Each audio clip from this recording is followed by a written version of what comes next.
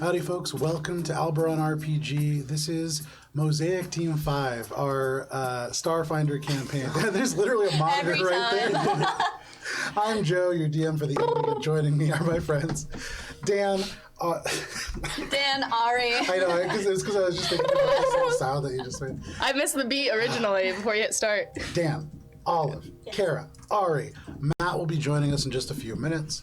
Welcome. This is a Starfinder campaign, space western, space opera, a little bit in the theme or genre of Cowboy Bebop and things of that nature. But before we get started, a couple of announcements. First of all, we have a couple of different ways that you can interact with the channel. One of those ways is through bits. These are Twitch's currency that you can use to procure a number of different rewards that affect Mosaic Team 5 in real time. A few of these things can procure a resupply of ammunition or fuel.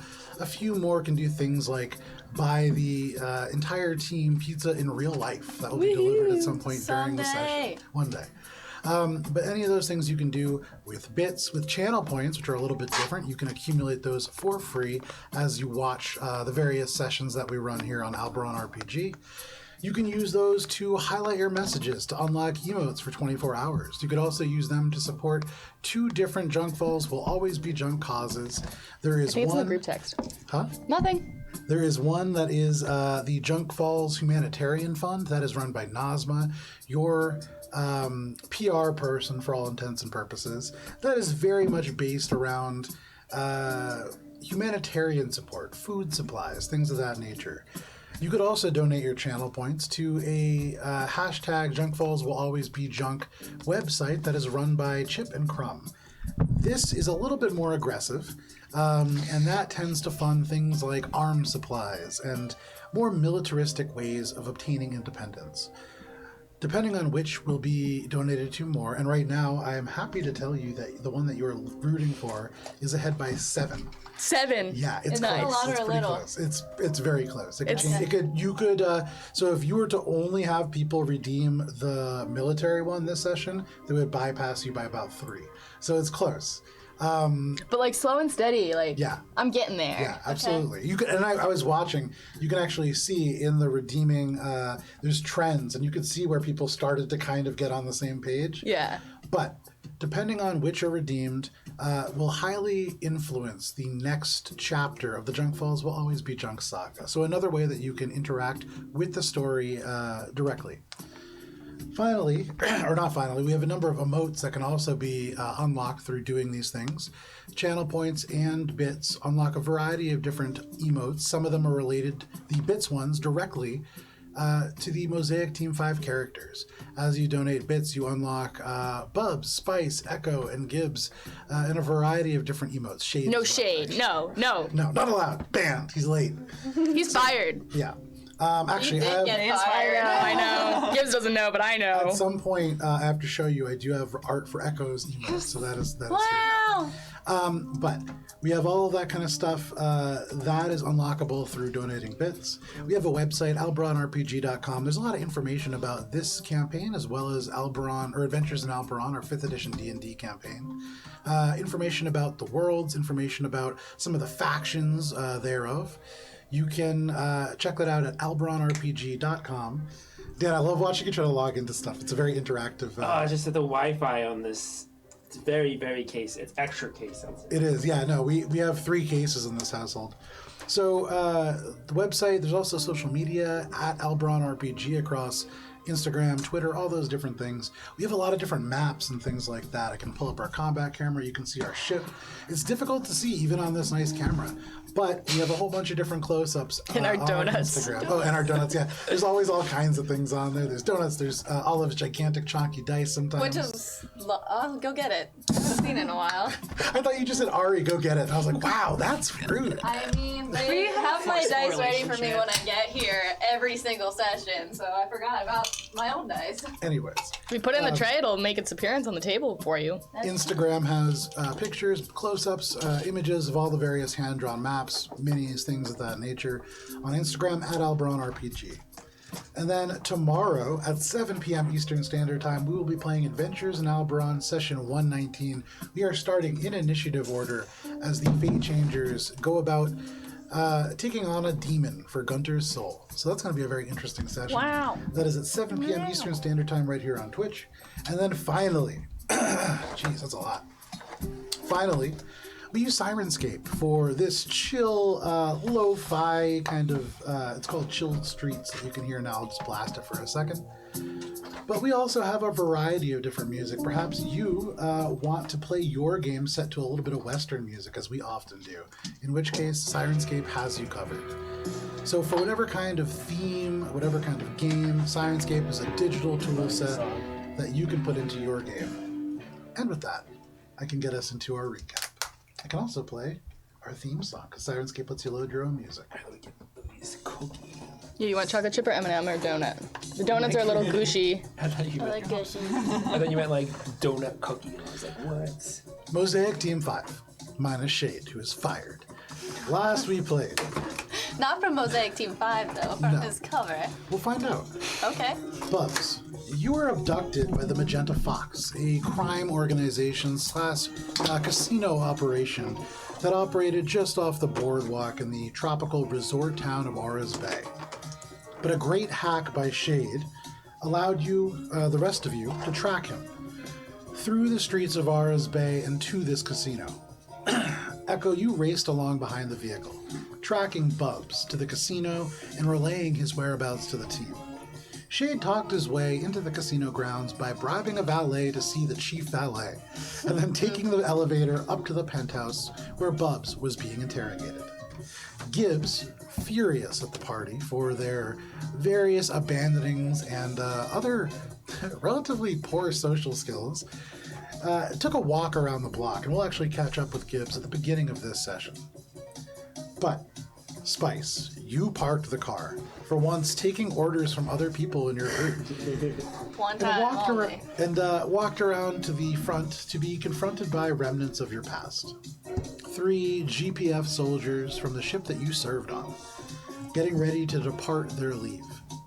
You told them to meet you here tomorrow night, and then chose to run after Bubs, possibly losing this thread to your past. Starfield Cove. Huh? I thought you were meeting them at Star something Cove. Chili Cove. Chili Cove. Either way, potentially missing this thread to the past. Rip.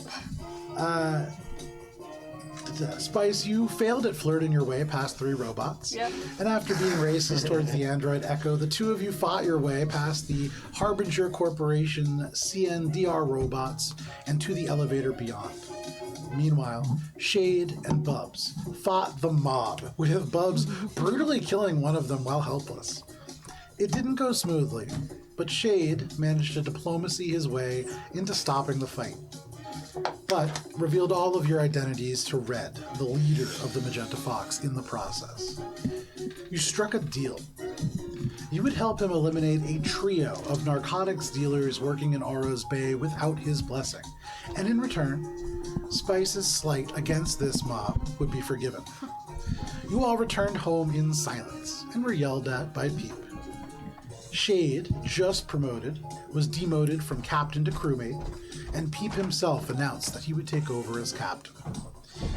Peep went to sleep, and as it drags towards 10 p.m. and the shame and silence of a Gibbsless family dinner settles in, that is where we are going to begin for this evening. Matthew, welcome. Hey.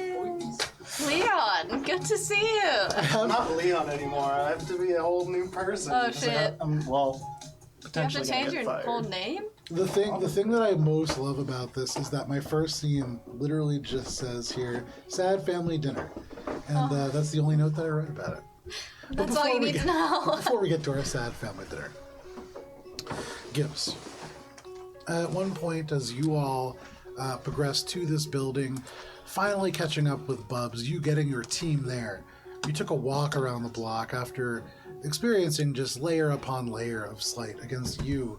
Bubs kind of triggering elements of this trauma related to being abandoned. But as you take this walk away from the group, what did Gibbs do? Gibbs, after slamming the car door, kind of knows that the only thing keeping her from just absolute sobbing trauma is her anger. And so she starts to walk and leans into the scent she trusts most to lead her home. And she is going to follow the scent of garbage to hopefully a close dumpster. Sure, make a perception check. Sure. I like the new music. Yeah, I got a bunch of music. 24. 24. Okay. With a 24, you close your eyes here in this relatively quiet street, and you smell, drawing in this deep breath. There's ocean, there's salt. All of a sudden, like a whiff of something really cinnamony, like there must be some kind of a food truck somewhere nearby. But like almost any resort place, there is definitely garbage, just as well tucked away behind the facades and the beautifully painted walls. You follow your nose, and sure enough, in one of these alleyways nearby, you find, open to the sun and thus quite pungent, a double-wide dumpster. It seems to be, give me just one moment. It seems to be outside of, oh, that would be cruel. It seems to be outside of maybe some kind of a diner. You can see in front, relatively short building, like a lot of chrome on the facade. But back here, there is like an old stench of eggs and pancakes. There is artificial sweetener abound. This is definitely a food-rich dumpster. But what do you want to do now that you are there? I just heave myself up into it, closing the kind of plasticky lid behind me. Okay. And I'm just gonna curl up and cry. Just let it out. Just. Poor dumpster baby. And it goes on. And I'm not even hungry. I'm just sad. And I'm just hurt and heartbroken. And, you know, so I cry for a few hours. And at some point, just sort of like wipe my tears and kind of take a deep breath. And I look at my phone and I see the text. And I just send a sad face to the I'm gonna die of a nanobomb tonight text. It's like, oh, okay. But I open up my text and I send a text to Tobin, and I'm like, I don't know why they call it homesickness when it can't be cured. And I just cry a little bit to myself and let the night sort of wear on and kind of curl up into this garbage and pull like some of the black like trash bags over me as I nestle in and just wait till I start to feel a little bit better, a little less sad, and I just take a deep breath and collect myself. In the darkness of this space, with all these black trash bags pulled over you and this weird sensation, you can smell all this food, and spoiled as it may be, it doesn't even make you hungry. But this light kind of brightens up the space, and you rub away these tears, a little bit of snot, and it's actually cream cheese, but licking that, you open up your communicator. I just saw a shudder care out of the corner of my eye. No stuff. You can see a message from Tobin. There's a picture, it's just Tobin's butt, but as you scroll down, the message does read, "It can be cured, Gibbs. Come home." And a little smiley face. Also with pictures of butts. I can't. Chesterfield's gonna kill you all, and it'll all be my fault, and I just gotta wait it out a little longer. And once home is good, I'll be home for sure. And I send that, and then I get the text saying, Bubs is alive. It's like, great. I put shade on red. No one ever You get another thinks about message from Shade's Tobin. feelings. And it reads, "It's not home without you, Gibbs. It'll be home when we're all together again. Dust too." I just send back soon. I crawl out of the dumpster, and I take out from my cargo vest 38 squeaky clean wipes that I had, and I use those to clean myself off, and then I litter them on the ground, not even deserving to be in the trash or in my jar. And I make my way home. And just tail low, ears low, I'm just gonna go on home and see what bullshit is waiting for me there. There we go. It's some deep shit. So at about this time, all of you sitting around, or actually, pardon me, Nikolai is currently perched up on the nightstand outside of Peep's table. But aside from one very sad Cactus and one very sad Yosoki, the rest of you gathered around the kitchen table. You hear the screen door open, and in walks, still very sad, Gibbs. At this point, for those keeping score, it is right about 9:30 at night. Getting to be a little bit later. It is Tuesday, and so many of you know your first responsibility should be coming up tomorrow. In fact, all of you have some things to do tomorrow. But Peep did say that there was going to be a quick meeting before you went anywhere, so definitely something to look out for. Gibbs, you come in, you see the rest of your group, all sitting around in this dark kitchen. There is no food out, but they are all currently at family dinner. I flick on the lights and then go over to the cabinets where I've well stocked it in my attempt to live a normal life. And I pull out some pancake mix and some eggs, some bacon, and some bowls and stuff. Breakfast and for dinner? Put back my ears and I wash my hands and I start making pancakes. Bubs, you're here? Yeah.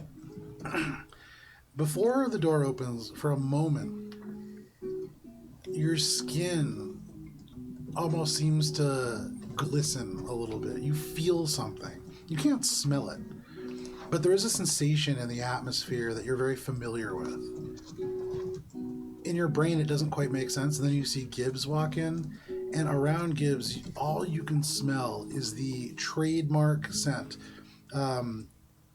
Fresh linen number 14 from Squeaky Clean Wipes. Currently out of business. And this is the one thing I can smell besides the one thing? It's more like a sensation. You can't smell it, but this is the one thing that you are so... It's kind of like when you put your hand near alcohol, it's kind of cold. You can feel the evaporation pull away heat from your body. You feel that in the air, just a little bit. The tiny little sensors in the inside of your nose kind of prickle. I remember Spice was on my lap at the last episode, so I'm just gonna strain up a little bit with her on my lap and just kind of like touch my nose and just whisper into her ears, Gibbs is home. Finally having an opportunity to not be sitting at this awkward table, I'm going to get up and go help Gibbs with making some food. Sure. Silently. Do you like Going over. oven bacon or fried bacon? Stovetop bacon. I do not care. Oven bacon it is. And I give you a cookie sheet. I'm going to start making food. Pretty good at it. Surprisingly good, some might say. Bubs, are you doing anything to contribute to this Brenner, family Brenner? Sad Brenner? Dark Brenner. Well, I have Spice in my lap. That's not. God forbid you put her down. Sorry, I've got too much spice already. Oh, God. I'll probably whisper to Spice, maybe we could set the table, you and me. That seems like a good idea. Spice gets off of you. Yeah.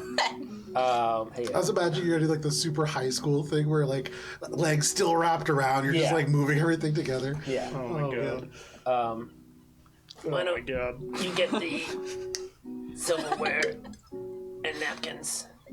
And I'm gonna go over. Is there like a candle or anything I could find somewhere?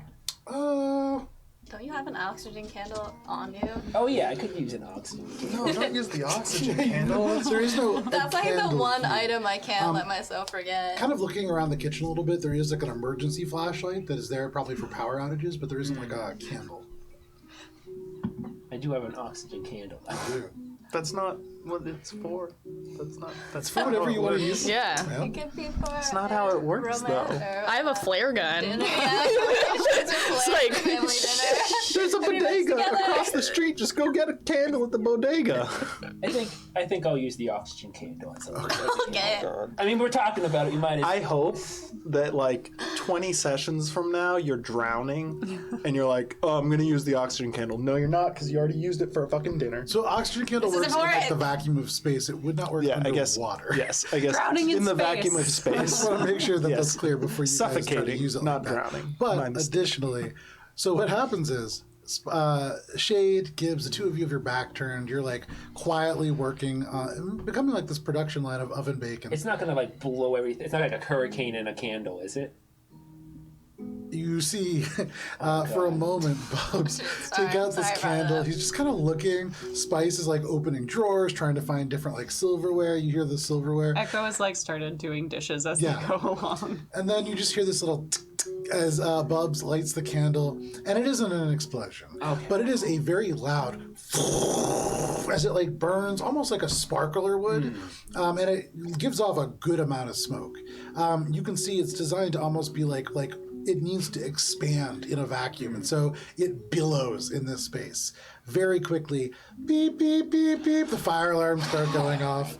After like a second or two, you just hear like a crash, and you just hear, fuck! And then upstairs, kind of limping down, you can see Nikolai attached to who It was a just has trap. this little cactus stuck to his arm. And Peep just comes out like trying to swing Nikolai off. You can see he looks bleary-eyed. He's wearing a little sleeveless shirt and these little boxers that have little hearts on them, tiny little hearts. I'm gonna just go up and step on like a chair or something and just take off the fire alarm. Peep, I'm peep. gonna go and grab the fucking candle from Bubs and throw it outside. Oh, I thought I placed it on a table. And I'm Yeah, gonna you did, throw but it outside. It's still standing there. Oh, it doesn't like settle down out a little No, bit. no. It's releasing oxygen. And oxygen burns pretty well. Peep, peep, come here. And I pull Nikolai off, and we'll heal him a hit point Okay. or two. So you can just see the little fur kind of straighten up on his arm. He, Can I? Yeah. Yeah, I heal Nikolai. I heal. They're both my allies. Sure. So- You don't have to spend anything on that. Nikolai has less than 1 hit point, and so just by thinking about it, Nikolai kind of you see the little spikes kind of prickle back up. But additionally, in this moment, as you heal Peep, he grabs onto your arm and he just says, "Come on, we have to get out. There's a fire!" And he starts like pulling you out. And at this moment, Bubs yanks the fire alarm down. You hear the window open as this candle is wung out the window into the backyard, presumably. I grab Peep by his Well, I face. wouldn't No throw fire. It's just Bubs being an idiot. We're good. And you could just see, like, still half asleep, bloodshot eyes, is a little hungover. He kind of looks back and forth for a second. He's like breathing in. He starts coughing from the smoke. I wouldn't throw it in the backyard if there's grass, because I don't want to start a fire. There is grass. So I would like make sure that where I'm putting it is not going You to quench the ignite. flame. I was gonna say Echo would grab it from you and just like Yeah. stick it in the How sink. many androids does it take? It gets put in the pancake batter, and it's just like, Yeah. Bloop, bloop, bloop. You quench the flame. The smoke begins to dissipate a little bit through the open window. Great. And the smell of bacon begins to replace it as that begins to finish in the oven. Peep looks at all of you very grumpy, but sees that Gibbs is here and just goes, I guess if we're all here, we could just have our meeting now so I don't have to wake everybody up early. Except for you, Bubs. You have to get up early for class. Oh, yeah. What time? Hang on. He goes, he takes a chair, pulls it up to the table. He sits down and he pulls out his little tiny briefcase from over on the side of the room. He takes out a little data pad. And this is a Mosaic issue mission coordinator tablet. Opening this up, give me just one moment. All right. Worship had a baby. First of all, Gibbs, are you okay? yeah, I'm fine. You were Thank you. gone. You weren't here when everybody came back. Yeah, but I'm okay. Are Oh, you kind one of- second. I'm sorry. I should have done this before. I take the 2 seconds to spend the spell slot to know the location of Maldras. Can I sense motive on Gibbs? when Sure. she says that she's okay. Sure, go for it. Because Gibbs doesn't seem. You said somebody had a baby? The chip had a baby. Ship. The the little ship. baby Yeah, ship yeah. was in the ship. It's got a baby. Mama. I don't know. It's a 9. Hard to Probably tell. Okay. So you sorry, give me 1 second here. Oh, actually, it's an 11. Probably still hard to tell. I mean, you can tell she's tired and sad. Yeah. Like, those are 2 emotions she's got on her face, not Those are also hiding it. just things that I would Yeah. know, having experienced the emotions that Gibbs is Right. also feeling. Yeah. Bubs, Spice, Shade, and Echo, as you bring the last parts of this breakfast for dinner into being on this table and begin to set everything. Gibbs, you take the bottle and bring it up to your eye. Swish! The garbage, you see like a little detritus float across your eye. For anybody else, this would be instant pink eye, but for you, it expands your awareness. You, for a moment, see the blurred elements of the walls seem to give away, and then this beacon light up. And sure enough, even at 9 o'clock on this Tuesday night, or probably close to 10 o'clock now, still beckoning from the same-ish area. A little bit further at this time, to the west. I have to do never eat slimy worms every time, or else I can't remember. Is it enough to change the coordinate point? No. Okay. So very close. You would imagine same building. Okay. Remember. Well, I explained that to Pete. Well, sorry, I forgot. But Maldras, even 9 at night, still at the thing, so he's either working late or sleeping there. I'll set an alarm for 2 a.m. and try again. Don't do that, Gibbs. You have a place that you have to be at noon, I think. That's okay. It just takes 2 seconds. Well, hang on. Okay.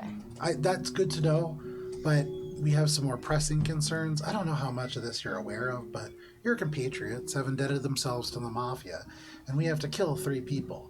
Kill? Yeah. Kill. I think the exact words were assassinate. I was told to make them disappear.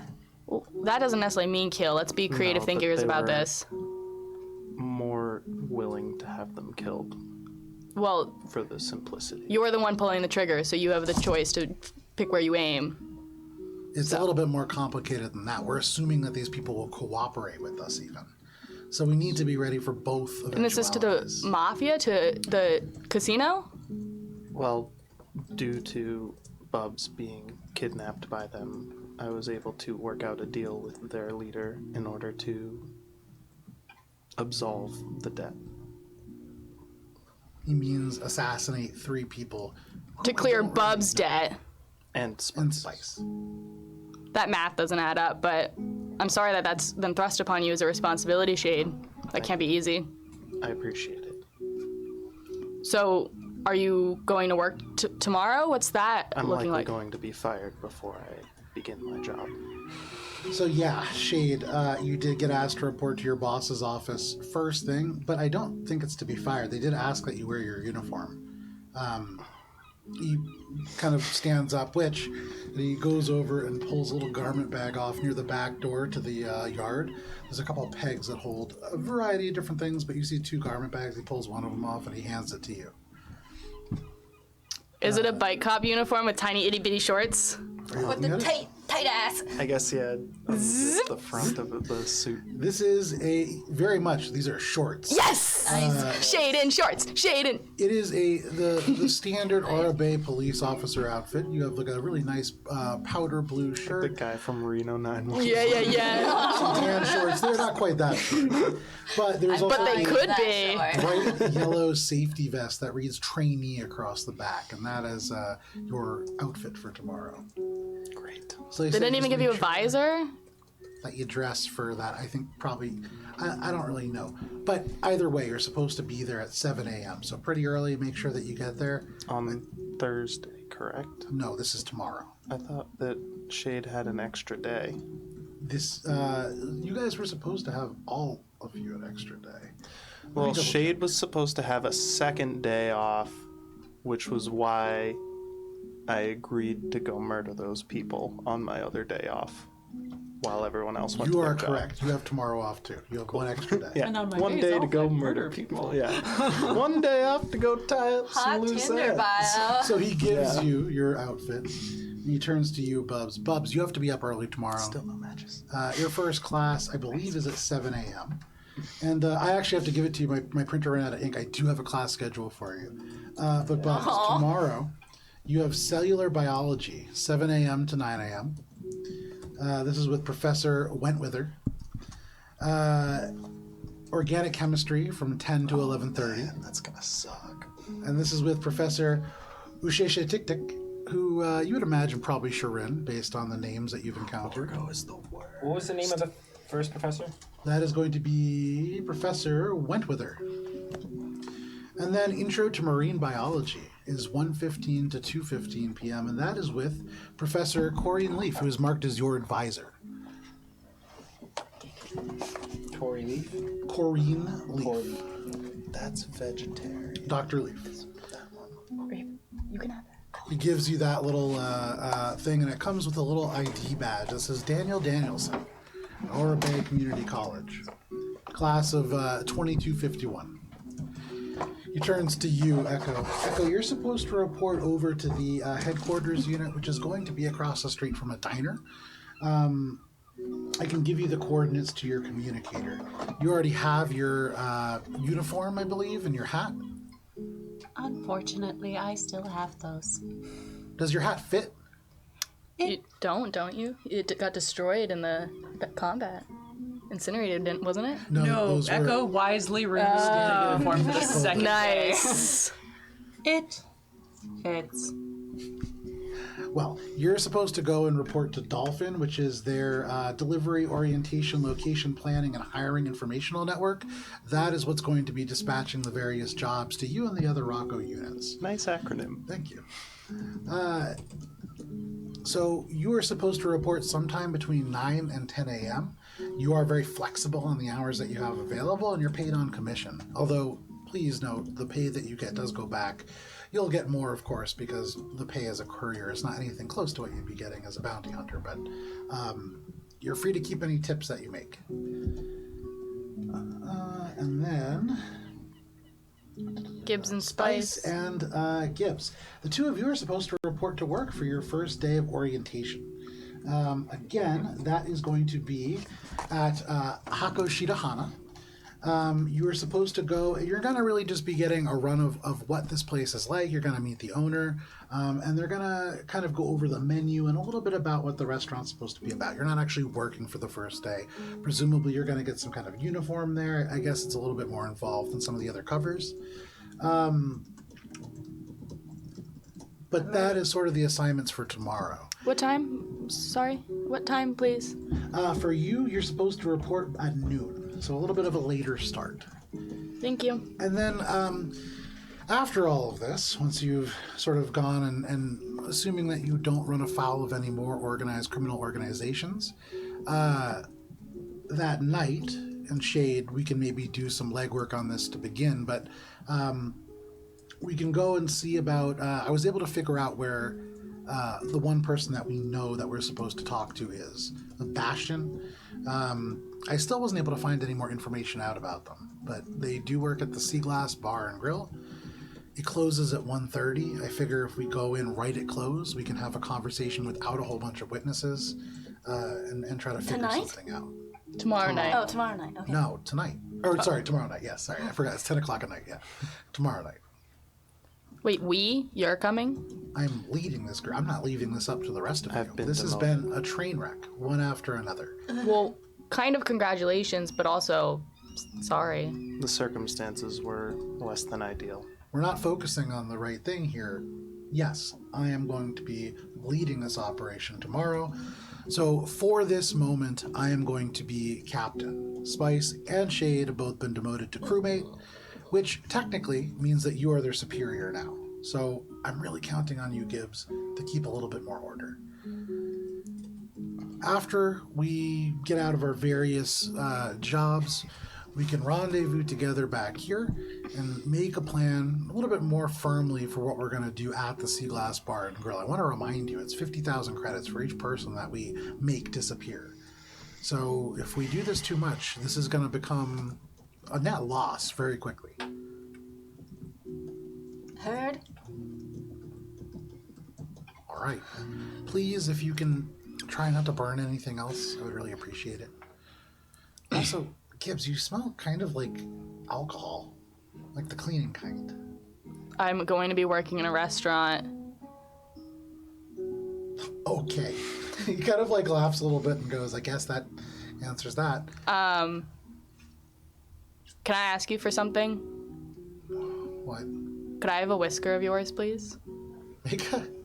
Make a persuasion check. Take a -2 modifier to it. That's a weird way We to only got introduce it. two left. Persuasion? Yeah. Is that a thing? Diplomacy. Sorry. Thank you. Sorry. Gibbs is a persuasion. Yeah, actually, 16. It's the way my magic works. I have taken something from each of them, and I point to Shade's toe, where I've got the hole in it from when I bit him, and I point to Shade's. You bit my toe? Yeah, I during the laser battle, you got a -1 to my healing because I can't open your shoe. Oh, I don't. When I revived I'm you. just metal down there. Yeah. I got metal feet. But like your boot has a hole in it Oh. from my Probably canine, fix it and at I this point point. to Echo's like shoulder pauldron where I bit her pauldron. So a whisker will do, but I could bite you as well. What are you gonna do with the whisker? Do you have I to like? open the jar. Just put it in this jar, okay? He looks at all of you for some kind of reassurance. Spice just like shrugs and she's like, "That's how it works. I don't question." I would just like kind of just like Mysticism is not my forte. Pulls out like a little whisker. His drops eyes it. water a little bit. His eyes are already watering. He's not having a great time. But he's just sizzles Consistently on the as verge of acidic tears. compound and disappears into the vial. Thank you. Cork it. Put it on my bag. Astronauts when they have tears and they just don't go away. They just build it up. Echo, can you keep your cactus in your quarters? I can do that. I apologize for the injury. It was not my intention. And he just goes up the stairs. Put Your that thing on a leash. sad little peep footsteps. You are all now left alone with your Do bacon. you want your any breakfast. bacon? Oh. He only eats pod sandwiches. He doesn't eat family dinner. He's invited, but he will bring his own food if he felt so inclined, unfortunately. But Fair enough. So it's about 10:30. You can look up and see over the window this clock, old analog style clock, ticking away. What do you want to do with your evening? Let's start doling out the food. Sure. Gibbs, I need to apologize to you. I also need to apologize for you. To you. Sorry, to you. I'm listening. Cracks, yeah. Sorry about you. I spoke harshly and was frustrated. I thought I had mentioned in the past that I don't celebrate my birthday. So it was a bit of a trick question, I guess, and I was just upset. What? Out of character. What do you mean your birthday? I'm so confused. I asked you this really harsh question about do you know Gibbs's birthday? Oh yes, you're right. And you answered, yes. and she was like, "Well, I'm 25," but Yeah. all of her paperwork says she's 21 because that was the legal drinking age, and she was like, "I'm gonna fill it out." So she had this whole big fight about her birthday with you, but Yes. it was all nonsense because she was just mad that you didn't know that she doesn't celebrate her birthday. It was all this really convoluted trick question. It's really Gibbs is pissed and was trying to make you make a fool of yourself, and you did, and so now she's sad about it. Yep. Okay. Ooh, All that's not what I right. wanted. Yeah. Gotcha. Back to Spice. She's gonna go. No, I fucked up really bad this time, and I need to apologize to you.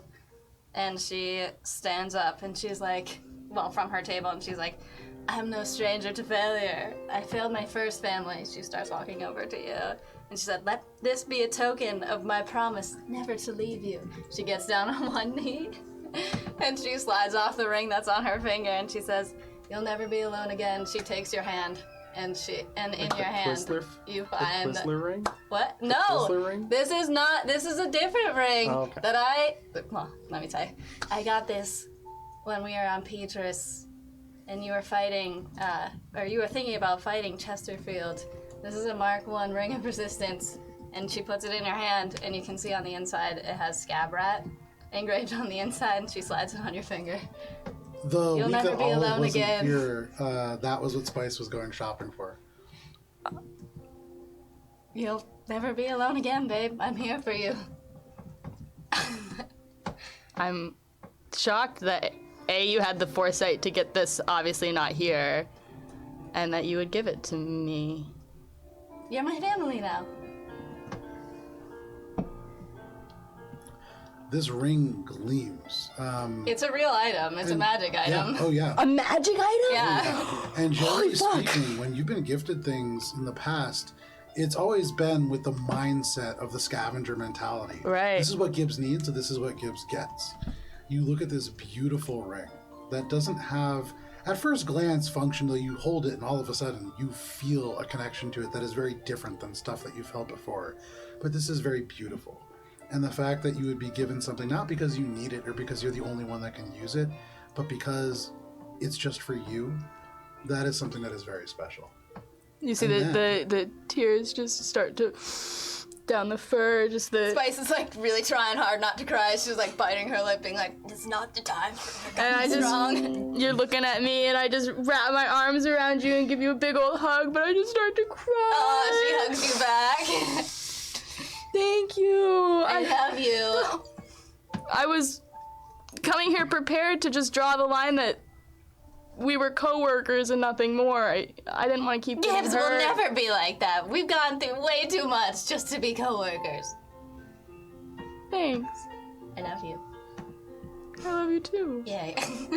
And as you hold this and you kind of like feel this item for the first time, there is a connection to it that is unfamiliar to many things that you've held.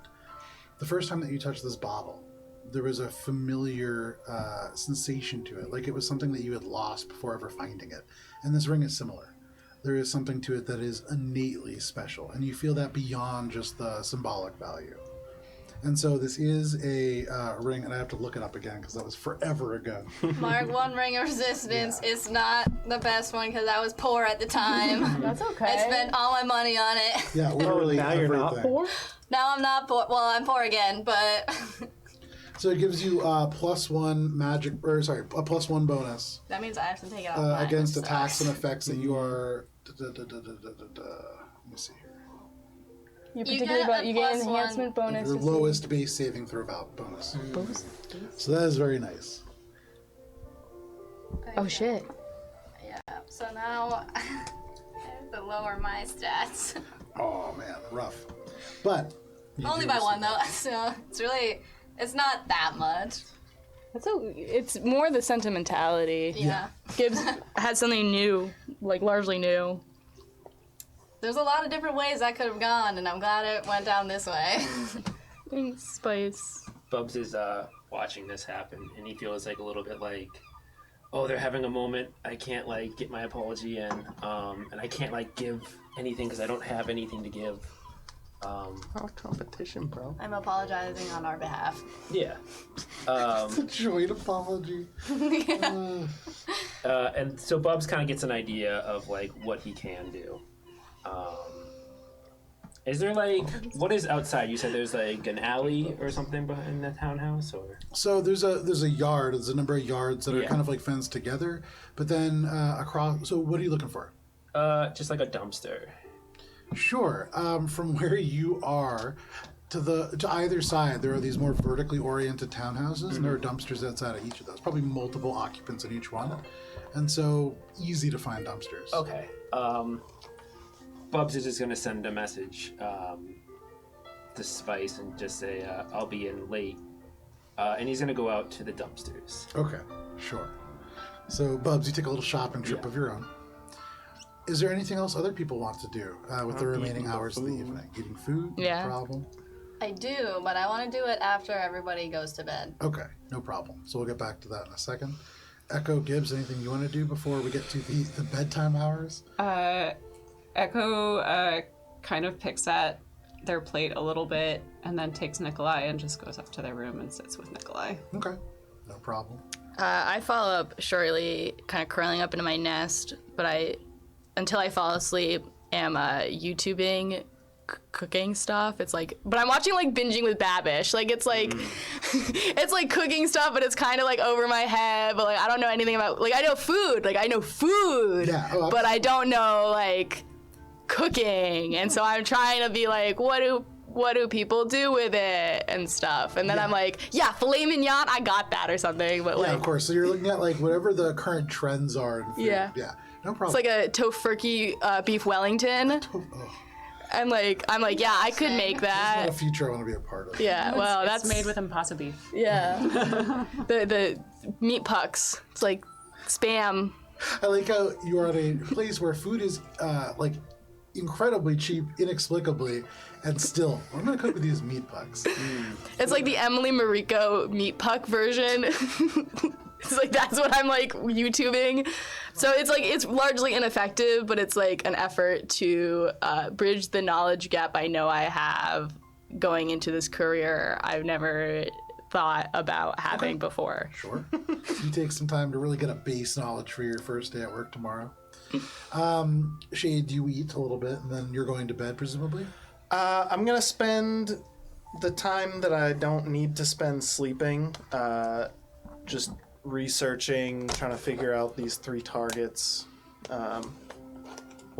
Bastion, and then presumably I won't be able to find much on him or the other people, so I'm just gonna do what I can with that.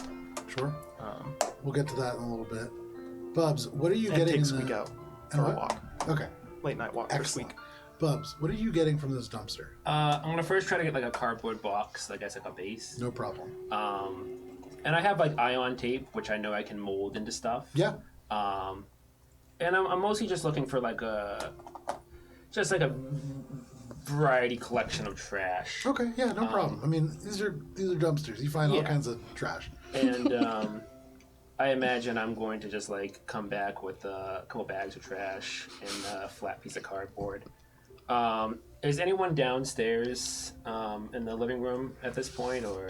I would say you get back probably a little bit after Shade and Squeaky do, so it feels pretty private unless we find out that somebody else is spending the rest of the night like hiding in a closet. Yeah.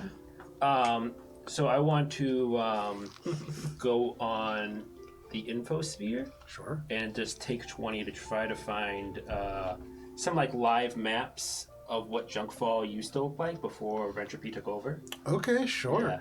You don't even need to take 20 for that. You just go on the infosphere and you look up Junkfall's old. And sure enough, like, you know, a whole bunch of different images and maps come up, and you can see this was a place that was, in your mind, way worse. Yeah. There has been marked improvement since the old version of Junk Falls. There's garbage everywhere. It is literally just a trash heap.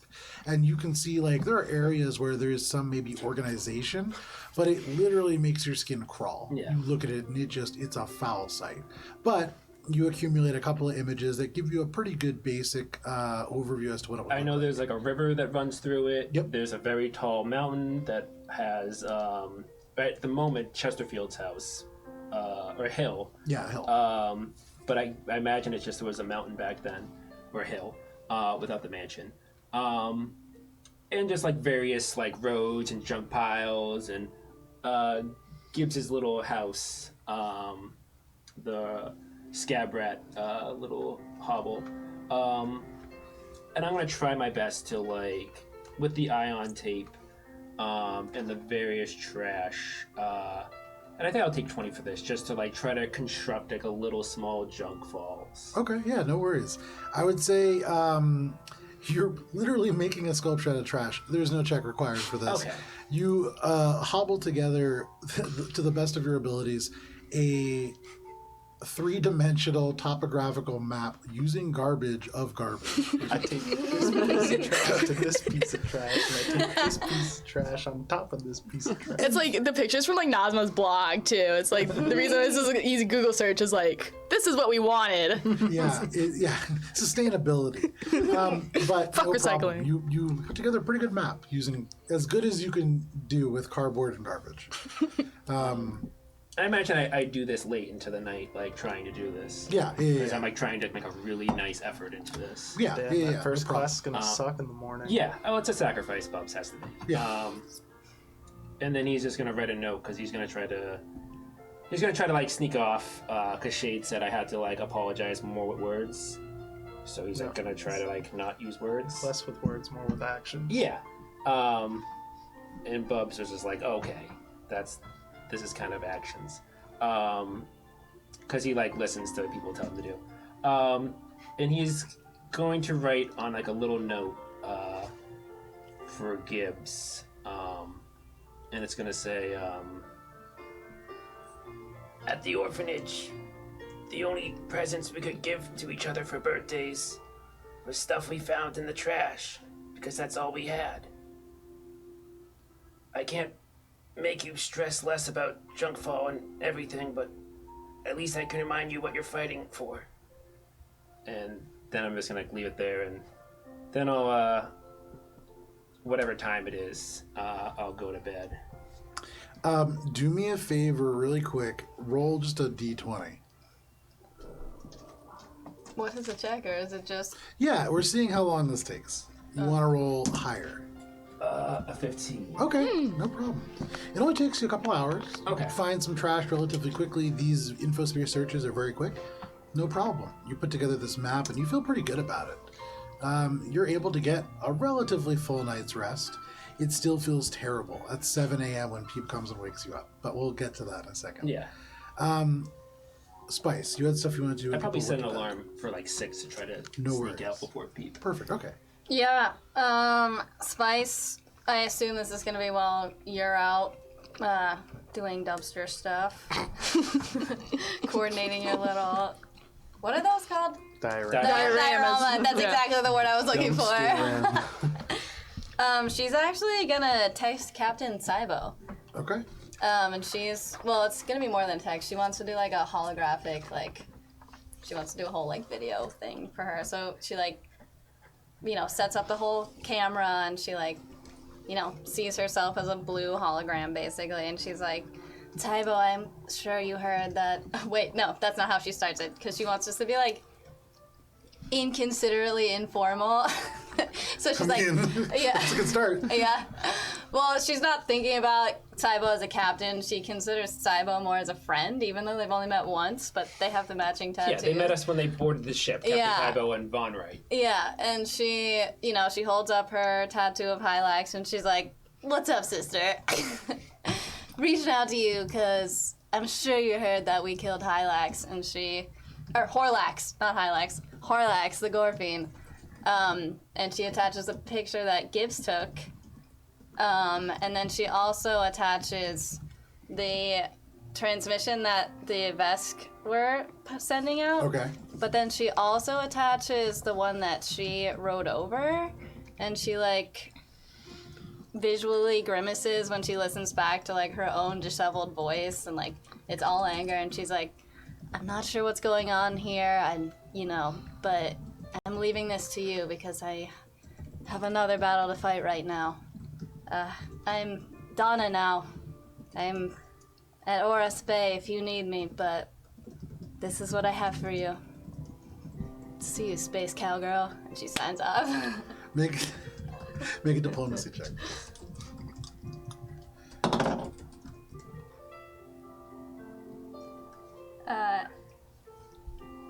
18. Okay. You send that message off, and for what it's worth, you feel relatively good about it. Yeah, she's like, that's a closed chapter. Anybody else before we move on to the next day?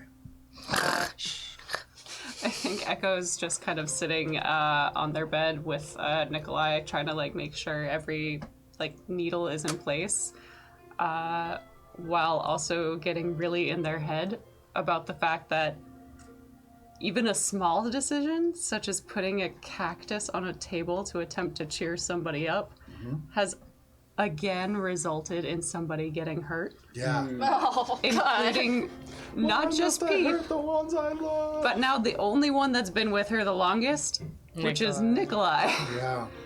And Evil Nikolai. And by accident. He rolled off that table and stood there. now everyone in their radius who's lasted more than a week has been injured by a decision they've intentionally made in some way. Not Shade. Not Gibbs. Yes. Oh, yes, Gibbs. Yes. Gibbs. In a big way. I forgot. Injured, just like almost crushed by a ship. Oh, yes. I forgot that How whole I would thing. see it though. Is I almost got you killed. So Almost. no rolls Didn't, required. though. Free action you get in your own head for the majority of the evening. But one by one, whether you make a diorama, search the infosphere, or send inappropriate messages to those far above your station, you pass the evening. And all of you can mark off a long rest successfully, including you, Bubs, though it is close. It feels like you just shut your eyes, smiling, feeling like, oh, I finally made this, like, good, this is going to be a good apology. Yeah. And then it feels like your alarm goes off. 6 a.m. Do I need Peep for anything, or can I just go? I mean, you could probably just go. Okay. Then I'm just gonna go because I don't want to deal with like the morning. It's more of like Well, before you do that, so Spice actually sets an alarm that's at like 4 before dawn. And Gibbs sets an alarm for 3. Yeah. Shade's just been up all night. Say, Echo and Shade don't sleep. Well, actually, you know what? I changed what I'm actually gonna do here. So her alarm goes off for 4 a.m. and it's like the dead of night. And then she like looks at her alarm. Squeak's probably barking now. Yeah, like, well, you know, It's a cell phone Yeah, alarm. yeah. It's It's a not like quiet. it's probably in her like feed. It's probably no one else can probably hear it except for her. I don't know, Squeak's got good hearing. He can hear my thoughts. He's actually texts. also psychic. Anyway, so the alarm goes off and she thinks about how she was gonna go meet the general protector at Forest at the beach, even though they were probably gone. Like, in that whole, you know, she handled that maybe terribly. And she decides to shut off the alarm. And she, like, looks up at the sky, or at the ceiling, and she's just like, that's it. Like, this is the life I choose. And she goes back to sleep, and then wakes up 2 hours later. Okay, no worries. You wake up to Bubs getting out of bed. Okay, I'm gonna get ready. I imagine I have like a morning routine of just like, but it's like a rushed routine at this First point. shower at 6. Yeah, first shower. Second shower at 6. Well, no, it's a pre-shower to the shower. Yeah, you can't just go straight into a shower. That's madness. Yeah, that's crazy. And then you gotta wash your hands after you get out of the shower. Well, you touch the knob. Exactly. So he like does his routine. He walks over to Spice, kisses her on the cheek while she's sleeping, and then just like whispers something as he closes the door. That'd be funny. I don't know, it's feeling silly. And then he just walks out downstairs. Okay. Is there anyone in the living room? No. I'm gonna just remember, just in case Gibbs isn't the first one to wake, I am going to send like a picture of like the diorama, and just like send it with like a delay. I imagine you said Pete was gonna wake up at 7, Yeah. so I'm just gonna send a message just being like, "This is not trash. Do not throw this away." Okay. Sure. At 7 o'clock, pause, everybody it's gets not a little junk. alarm. I love that. Cute. Yeah, and I send that to like Shade and Echo, I guess too, and Spice. Just don't throw this away. And then I run out the house. Okay. No problem. You write this, you like set everything up, and then you just sprint out the front door. Yeah. School is right across the street essentially from your house, Nice. so really easy to get to. Takes less than 5 minutes to walk there. And so, Bubs, let's start with you. Why not? Give me one moment. It's always tempting every time I say that just to put on the most like grim, like gruesome music I can. You've done that before. Get ready for school. But Get ready for the generally that's dungeon for of a your reason, life. You know? Yeah. Well, there was one time you did it by accident. Yes. And I pooped my pants. Whenever I hear this, I just think of The Sims 2. Did you guys Oh, ever Sims see 2 has Sims the best 2? music. I don't remember the This Sims 2. just reminds me so much Like of the when part you're where you're about to make building the the house? character Oh, or the building the character. house. Yeah. Yeah, like at the Yeah. very beginning. Yeah. I can't unhear it. So It is very Sims Here, I'll music. give you something different. Just gotta type in Rosebud a billion times. It's a little soggy. Mother load, good. bro. Oh, Mother Load! Oh, there's a lot. Yeah, it's been in the fridge. Pool prop testing No, good. cheats enabled true. I still remember all of them. So, if we're done with the Sims. Pups, you make your way out and into the school day for your first day of classes. There are a lot of people on campus. You are kind of coming in the middle of the semester, and so people kind of already have the routine. You see people walking to and from with cups of coffee. There are backpacks. There are people on legitimately wheeled skateboards that you can see, which is exciting to you. But you make your way over to Ora Bay Community College and to the cellular biology room in the life sciences building. There you're going to meet Professor Paul Wentwither. The very first thing that you notice as you kind of walk in, you swear you've seen this person before, but no problem. You walk in, and as you do, I'm sorry? Was it Kevin? You can hear, this person, a little bleary-eyed, says, "All right, class, as you can see, I can see a lot of you are tired. I'm tired too. Shake out the cobwebs. I got to introduce you to a transfer student. Go ahead, kid. Introduce yourself." And he just kind of gestures to you. Don't fuck it up. And like it brings in Bubs like how many times he's introduced himself. You look out, and there's like 40 people in this class. You haven't been in a group of people this large almost ever.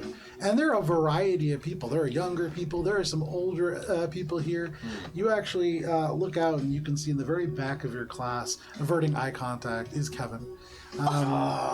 Beach sciences major here, taking a more challenging course. You done goofed. But what do you say to introduce yourself? It goes a little quieter. People still talking, not paying like super close attention. Bubs like thinks in his mind that he has to like be this big man on campus, but not like changing who he is as like Adam Price, like a new persona, Sure. but more like this is something that's unattainable. Like he can just be a person and still have his core identity, but just evolve. So like he's gonna give like his most like confident like, "Hello everyone. My name is Danielson.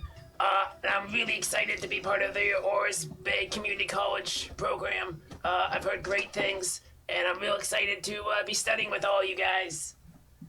Make a diplomacy check.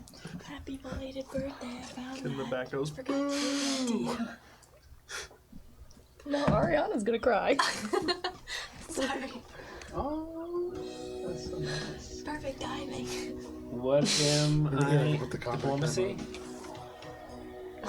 It's You rats. put it in front of Joe's face. Here. Rats. Two little rats. Sorry, I didn't mean to interrupt. I It's just realized I found peeping that. me. It is peeping. Yeah. That is really cute like that. Peeps my long lost boyfriend.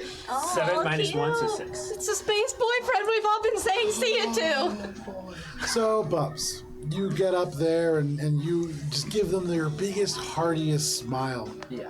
I would say at this point, you hear an electronic,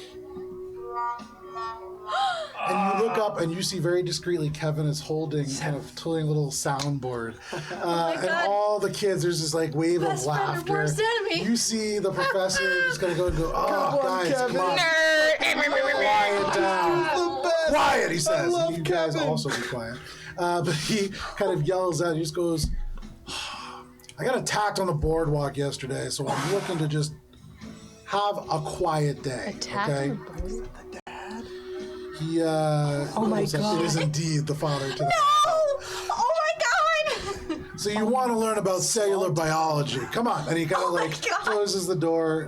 Bubs, you have to sit in the front rows. There's no available seats Yeah. past that, so you are right up in front. Yeah. And your day begins. Fucking Kevin. For the rest of you, give me one moment here. Motherfucker. That's what you get for breaking his heart. You break hearts, you get broken. Treat people like they're disposable, you become So who disposable. wakes up next? Shane Gibbs set a earlier, 2 a.m. earlier. alarm An early riser. 2 a.m. alarm? to do the known coordinates.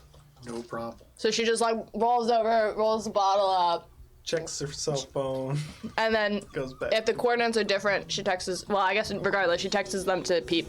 Sure. Are they different? You go over and you take a look, and in this brief moment, you turn to the building that you've always seen this aura on, and you don't see it. You turn a little bit and you see it very close by, but markedly different. This is different coordinates. And they're moving back towards the building. You just catch them. You look about 2:30 in the morning, is it? Thursday morning, if that matters. They seem to be approaching the building, and then it's like it just overlaps back into where it always has been. But it seems as if maybe they have gone somewhere at this late hour. Cool. When you think about where it is and you look at a map, you kind of look on Infosphere, it seems as if they may have been walking on the beach. I text that to Peep. There's a little bit of spelling errors, but I make sure that the coordinates are right Okay, to the two different things. Okay, So you do that. He probably sleeps through. But that's okay. I go back to bed. no problem. Oh, and I mark off a spell slot.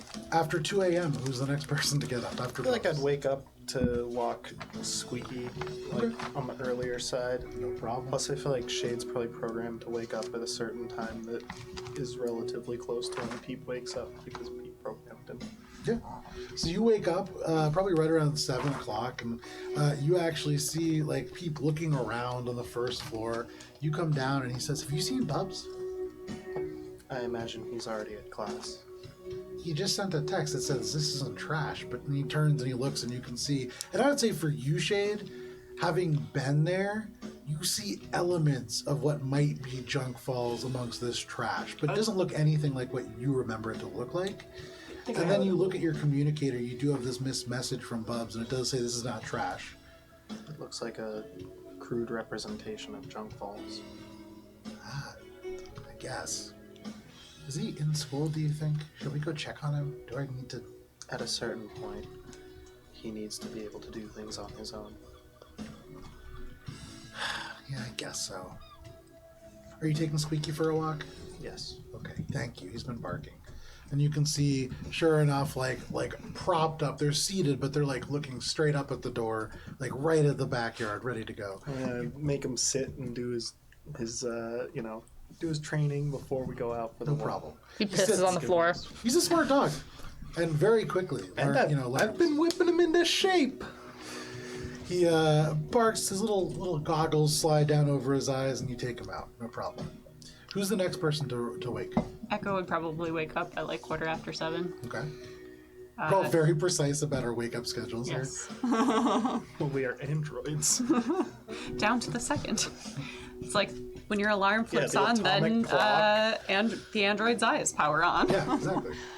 You're just standing in the complete. room, though, right? You're just like Yeah, you eyes just- turn on. Unplug from the wall. And Echo doesn't like have a lot to do to get ready. They just like get into uniform and spends a little bit of time installing the hydrojets Okay, sure. onto their feet. So you install these hydrojets, and you would imagine, kind of looking at them, it does make it a little bit more uneven. It's like an adjustment to get used to walking again, but certainly will be helpful should some waterborne activities occur. And like queries the infosphere to like plot a course to headquarters that would be most efficient. Sure. You find it. You have to go on to like a social media site to find its location, but you find that it's been tagged for sure behind this, or in front of across the street, the diner. The same one that Gibbs went to, actually. And so, if you want, you can make your way in uniform out to Moe's Diner. Spice, you are probably the last person to wake up. I would That's a guess. fair assumption. So, Gibbs, you come into consciousness. What are you doing? So I sort of hear the rustling around of Echo, and it doesn't really bother Gibbs because she's used to being surrounded by people. But she kind of opens her eyes and sees that you're like working on something. Hey, Good morning, Gibbs. good morning. I have a little bit of time before I have to be at my job. I know you don't. But I was thinking of going to like a hardware store. Do you want like a window sill pot thing? We could put it in the ship. A hydroponics? That's the word, sorry. It's early. If you think that would be nice, Gibbs, that would be acceptable. I think that would be okay. It's a little vague. But you like plants. I saw you take some plants from the cavern. Indeed, I thought they would be interesting.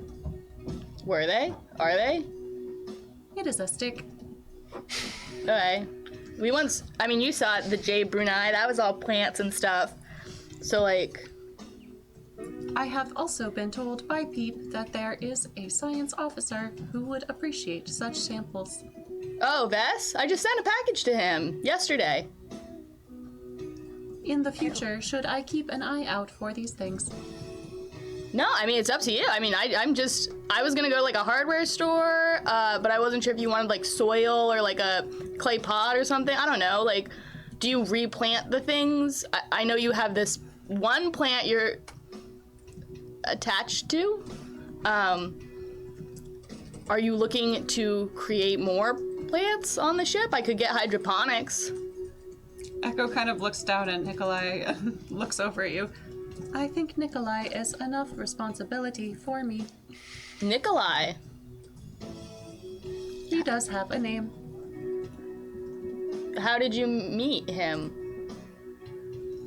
Echo looks down. He was in my room, Okay. and I took him in and let him stay with me. Well, he's lucky to have you. I guess I'll hold off on the hydroponics for now, but we have an opportunity here with a yard for a garden or something. If you got like pre-started stuff, you could probably grow something in the backyard. I don't know how long we'll be here. It was food for thought, really. But with that food for thought, I'm a little hungry. I believe Peep and Shade are up, as I can hear some shuffling downstairs, as well as Squeaky, as he has been barking all morning. Oh. That's annoying. I'm sorry.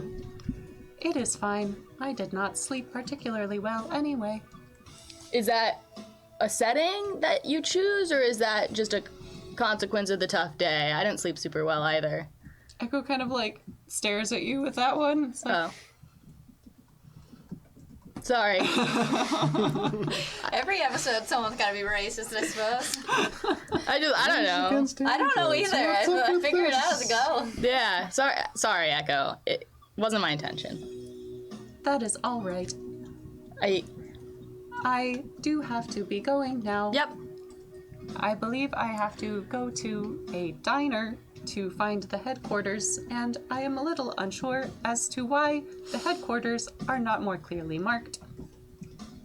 I don't know. Maybe it's just sometimes when you get packages, they just deliver them to a Echo, your communicator goes off. Mailbox. And it's a little rocket courier notification from the app that you have to have. Headquarters moved. Passion Nails. Kind of open it up and you can see this little coordinates to a spot across from the nail salon. And you remember this is a van that the Rocket HQ operates out of, and it's mobile. It moves around to where it's needed most. Someone watching intently would see the little spark go out of their neck again. It's just ugh. Perhaps it is just that Rocket Courier is an inferior company with inferior units. Bold Well, statement. good luck. Have a fun first day, and I will see you tonight.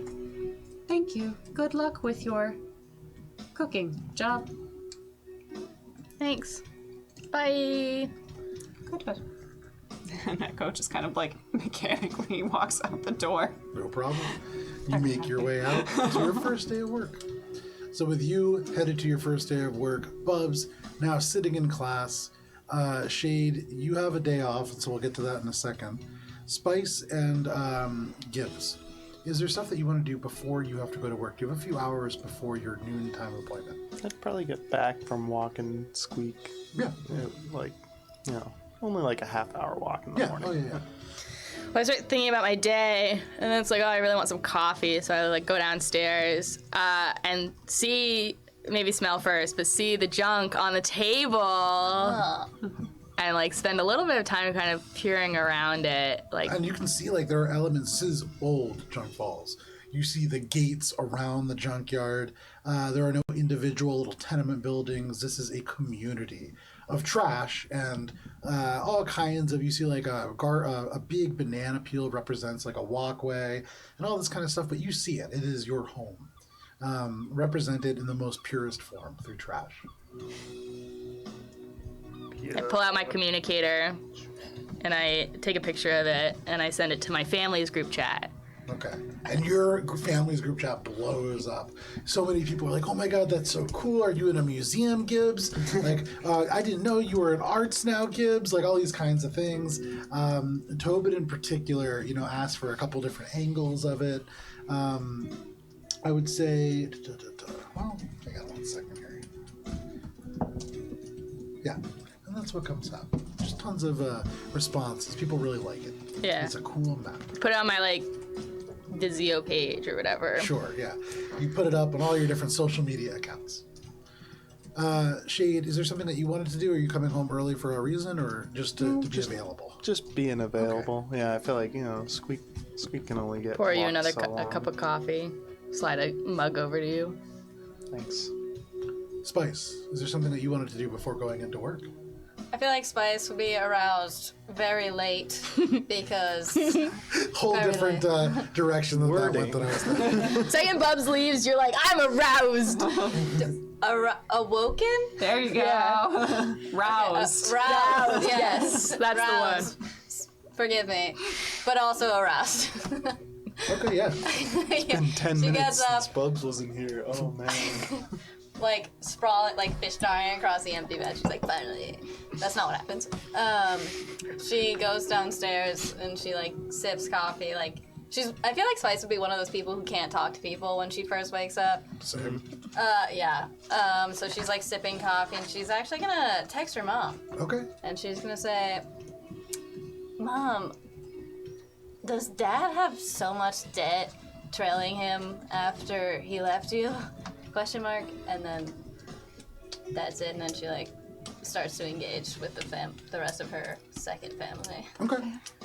And your mom's a pretty slow texter, but you would imagine she'll get back to you. Wait, so I actually text her secretary Jabusi because he's gonna respond faster. Nice. Well, she does a group chat knowing that her mom's not gonna respond.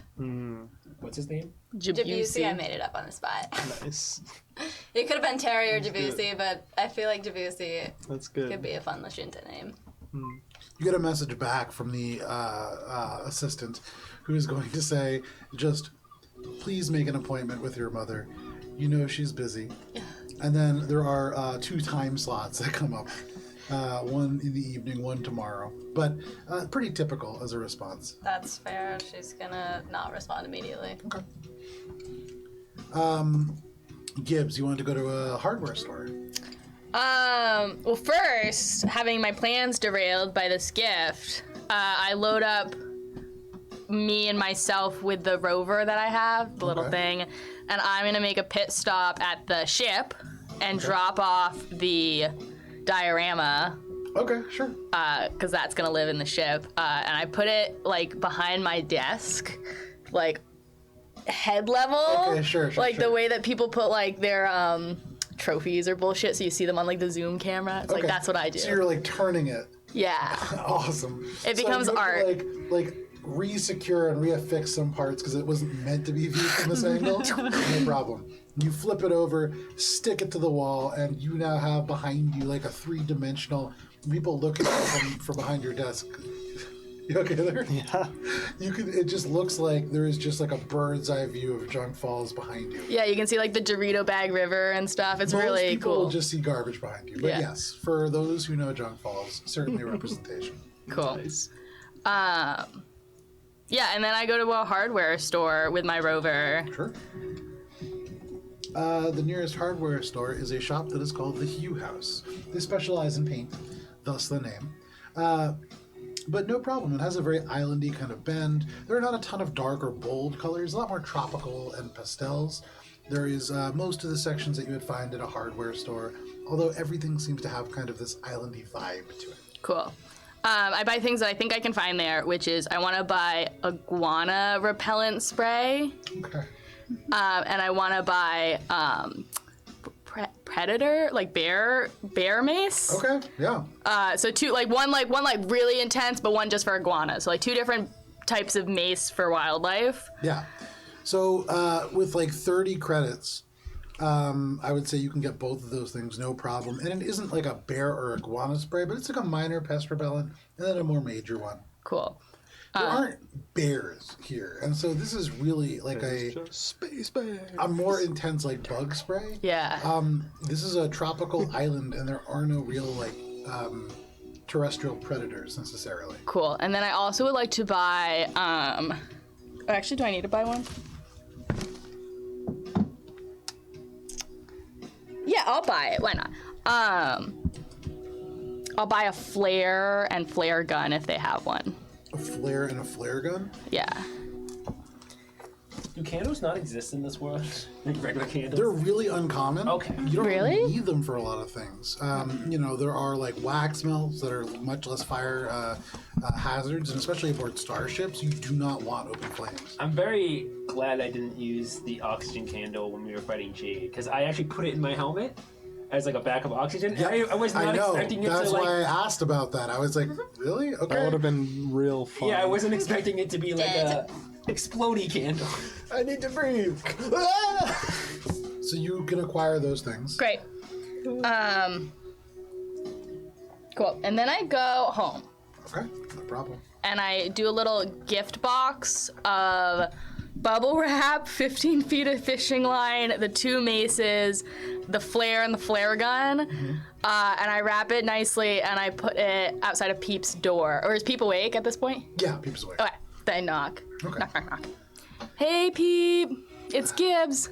The door opens, and you actually see for the very first time, Peep is wearing a Mosaic issued sort of bodysuit, armor. You can see the tail pokes out through a little hole and is unarmored.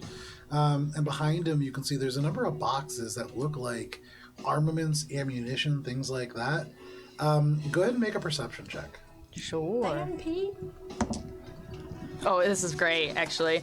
15 on the dice, but my perception's probably... 15 plus 12 is 27.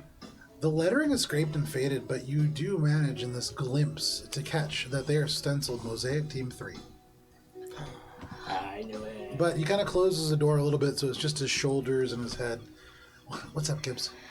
Well, you're going into the field, so I wasn't sure if you would have things, so I thought I would get you some gifts, just so you could feel a little bit more prepared if you didn't feel prepared already. If you don't use them, I won't be offended. And I also did not use the Mosaic credit card. This is gift from Gibbs to Peep.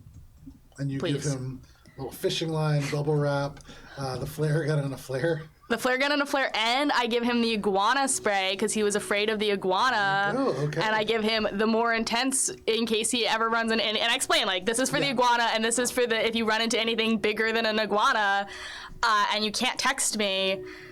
But if you are in trouble, if you use the flare and I see the flare in the city, I will run to you if you need a hand, or you can call me. But if you can't call me because you don't have service, the flare might work. It's just options. This is Like a Batman. I don't know. Appreciate that. Gives us doing the best she can. Before my bones got all brittle, I was in the field, so I do have some equipment, but I appreciate that, Gibbs. It's really nice. I have some stuff for everybody, but I could give you yours now. Hang on. And he opens the door. You see him go back to one of these boxes, and he opens it up.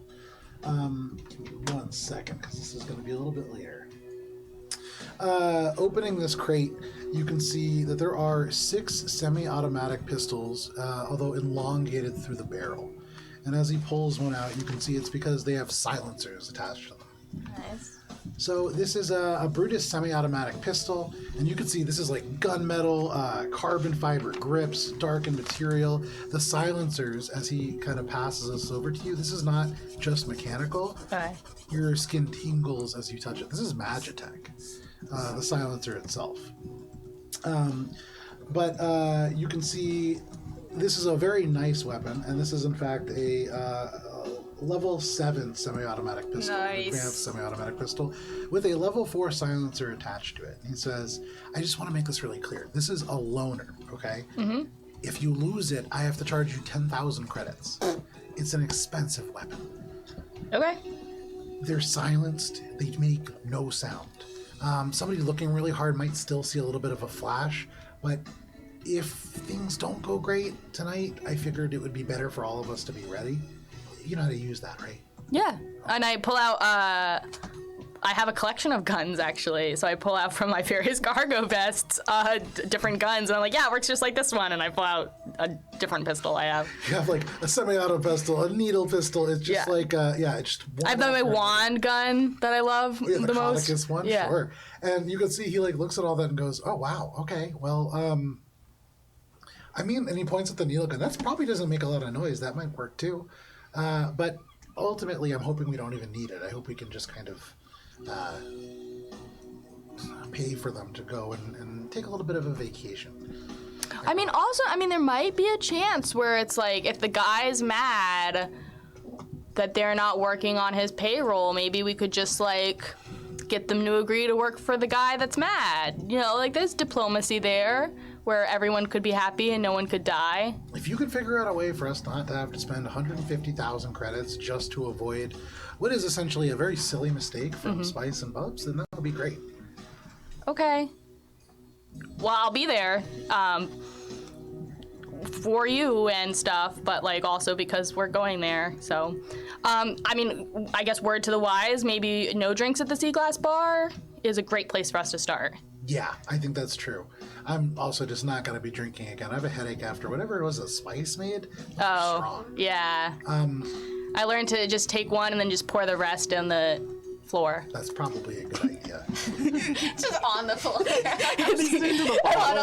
No one noticed. He leans a little bit. Tiny And he goes, silky bodies. is Spice always drunk? No, I don't think she's always drunk. I think she's always chaotic, and that's Always drinking. yeah, and that's always. Because you said you're always getting rid of it, so like, I'm hoping that you're not all just drinking all the time while you're working. No. But I'm trying to do a little bit more family dinners we talked about this. This is a No, that's fine. mental health thing. So, like, we have a lot of social situations in which the floor is just mysteriously wet near me. You can see he looks a little upset at that.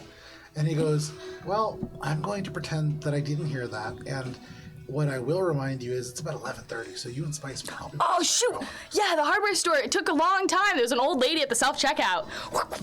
At the self-checkout? Yeah, in front of me. There's only one at the entire hardware store. Like, It is a small hardware store. yeah. So no problem. Spice! Spice, like, doesn't even notice what time, but she sees Gibbs, like, hustling. She's like, oh, Donna! She's And I grab my chef coat off the hook and grab Donna's hand. Yep. And she's like, yeah, righto, let's go. Yeah. Okay, you swing the bottle around front, you wrap the chef's scope over, now you're just a fat rat. Yeah. And you guys head off to the I restaurant. feel like this whole time I've just been sitting on the couch with Squeak, Yep. smoking it's just a you and Squeak, cigarette. like, turning, looking at one person, turning, looking at the other Yeah. person. Yeah, no problem. You hear all the conversations. It's good. The two of you make your way across and to the restaurant. Bubs. Oh shit! All right. Humiliation. I forgot I have a whole community college soundboard set up. Everyone loves the transfer student. As a it's transfer going really student, well. I can say that they took me in. Yeah, but you didn't have a Kevin. And I will say, Bubs, after your initial introduction, but by way of Kevin, it takes like 5 minutes before you feel the first, as somebody throws something, kind of hits you in the back of the head. You turn around and it sucks. You're in the front of the class. You like turn back. There's like a little wave of Snickers that go through the room. In Bubs' mind, it's flashing back to the orphanage. And how even though there was 4 other people there, and one of them was his brother, he was like the lowest on the low of the totem pole. It's rough. Sure. And it's beginning to feel a lot like that. You Yeah. see Kevin, who has no friends. He admitted as much to you yesterday. And he is currently, very technically, as you like turn around and look, you see he averts his eyes really quick. But very technically, Kevin's bullying you right now. That's rough. I don't even know what he's dealing with. I'm gonna beat that bitch up. This class passes. You have to make your way to your next class, although you do have a little bit of time in between. But you go to organic chemistry with the Shiren professor, Uchechetik. Uchechetik, 2 of both. And as you go through this class, this guy has a heavy Shiren accent. It's hard to understand what he's saying, and this is organic chemistry. Bubs, you've never taken chemistry. And so this is immediately as you walk in, you're like, where are there moles in chemistry? You don't see any rodents whatsoever. There's like one Yosoki in the very back, but no idea what they're talking about. You become make a flat intelligence check. Oh, God. Tell me it's not -1.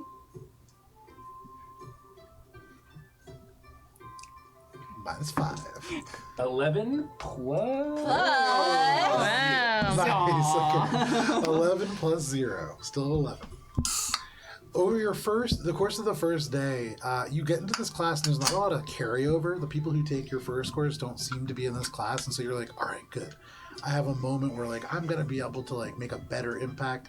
The professor never invites you up to introduce yourself, just goes straight into the lecture, and before you know it, the bell rings. You don't get to interact with anybody. But you survive this class and nobody begins to make fun of you. That's good.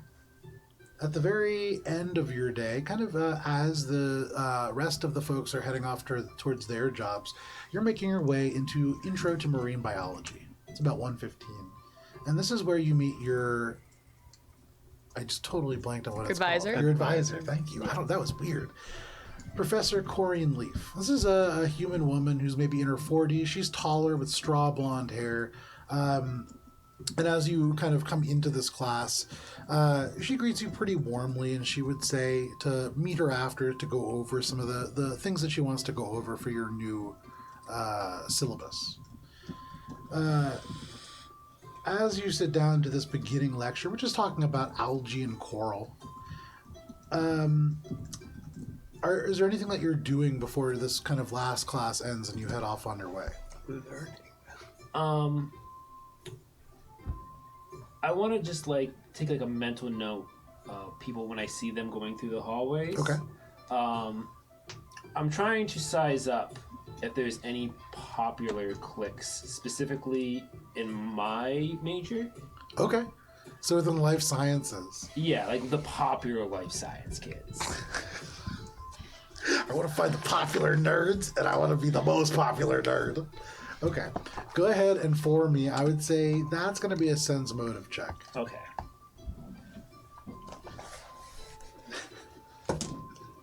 That is a 4. Okay. Bro, you're gonna be the biggest loser in this Plus 3, college. 7. Okay. Okay, well. The bells ring in your final class. You talk with Corinne a little bit, who just really goes over your schedule, reminds you to try to be timely. A lot of the professors that you have in particular, especially on Tuesdays and Thursdays, very strict about attendance.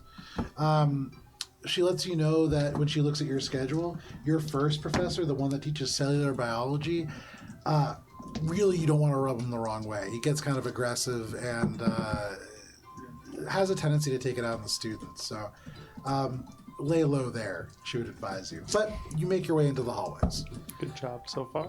As you do, you see a whole variety of different people. Humans, you see Yosoki. Here and there you see an android. It's a pretty crowded situation. Give me just 1 second here. So as you sort of walk through the hallway, you try to look and find some level of understanding as to what the social hierarchy is. This is the part of the movie where you step forward and like it's zooming through the cafeteria. You see a table that has a whole bunch of Shiren. You see like backward baseball hats. Immediately you zone in and you can see like pocket protectors, things like that. You're like, that's not the group for me. You look around, you're looking for popular life sciences kids. I would say with that roll... What was the total? 7? Yeah, I don't roll good. A lot of these tables are really busy. You can see there is what looks like a group of popular kids, probably not life sciences. You see like super well-developed hands, muscles. That's the beach sciences crowd for sure. Beach science. But you turn your attention to the one table that is in the tallest part of this room, so maybe the hierarchy, and unfortunately the lone occupant of that table Oh no, don't say it. Don't say it. is Kevin. I'll do what? See the kind of greasy hair. He's actually wearing his coffee shop hat, turned around backwards. He's like playing with something on his communicator. You can see he has a tray of cafeteria lunch plopped down next to him. But that is the table that seems to be available. I cannot wait Time to to hear mend his some voice. fucking bridges. I'm gonna Or eat your lunch in the bathroom. first Bubs. That's what I did. Oh. Sorry. No. It's fine. I'm an adult now.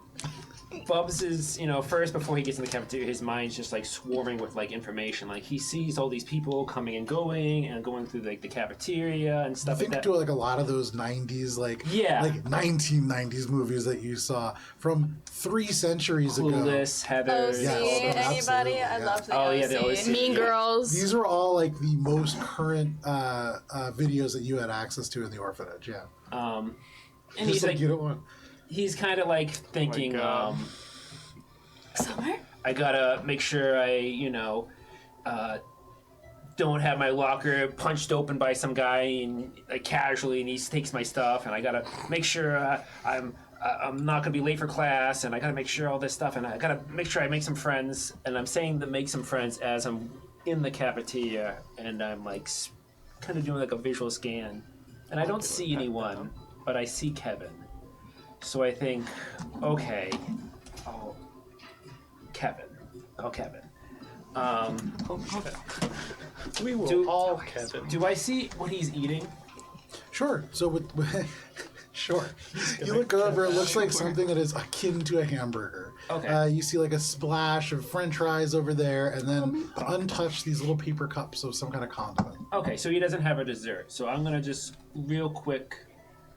I don't want to wait in line at the cafeteria. Is there like a candy bar from a vending machine I can Yeah, sure. grab? He has diabetes. No, I was just gonna say nothing with nuts. Okay. I just have a feeling this You're gonna kid. find the safest possible gift. Yeah. You're looking for something that's clearly marked no allergen, gluten-free, vegetarian. Sure. Yeah. Gummy bears. That has gelatin in it. Yeah. Oh, So shit. Brick of styrofoam. It's just interesting. dates. Yeah. Dates are Rice snacks. Oreos. The rice cakes. Yeah. Okay. Plain rice cake. Nice Rice is the brand, and you find there are these little rice cakes that are seasoned with happiness. They say when you look at the back, the ingredients rice.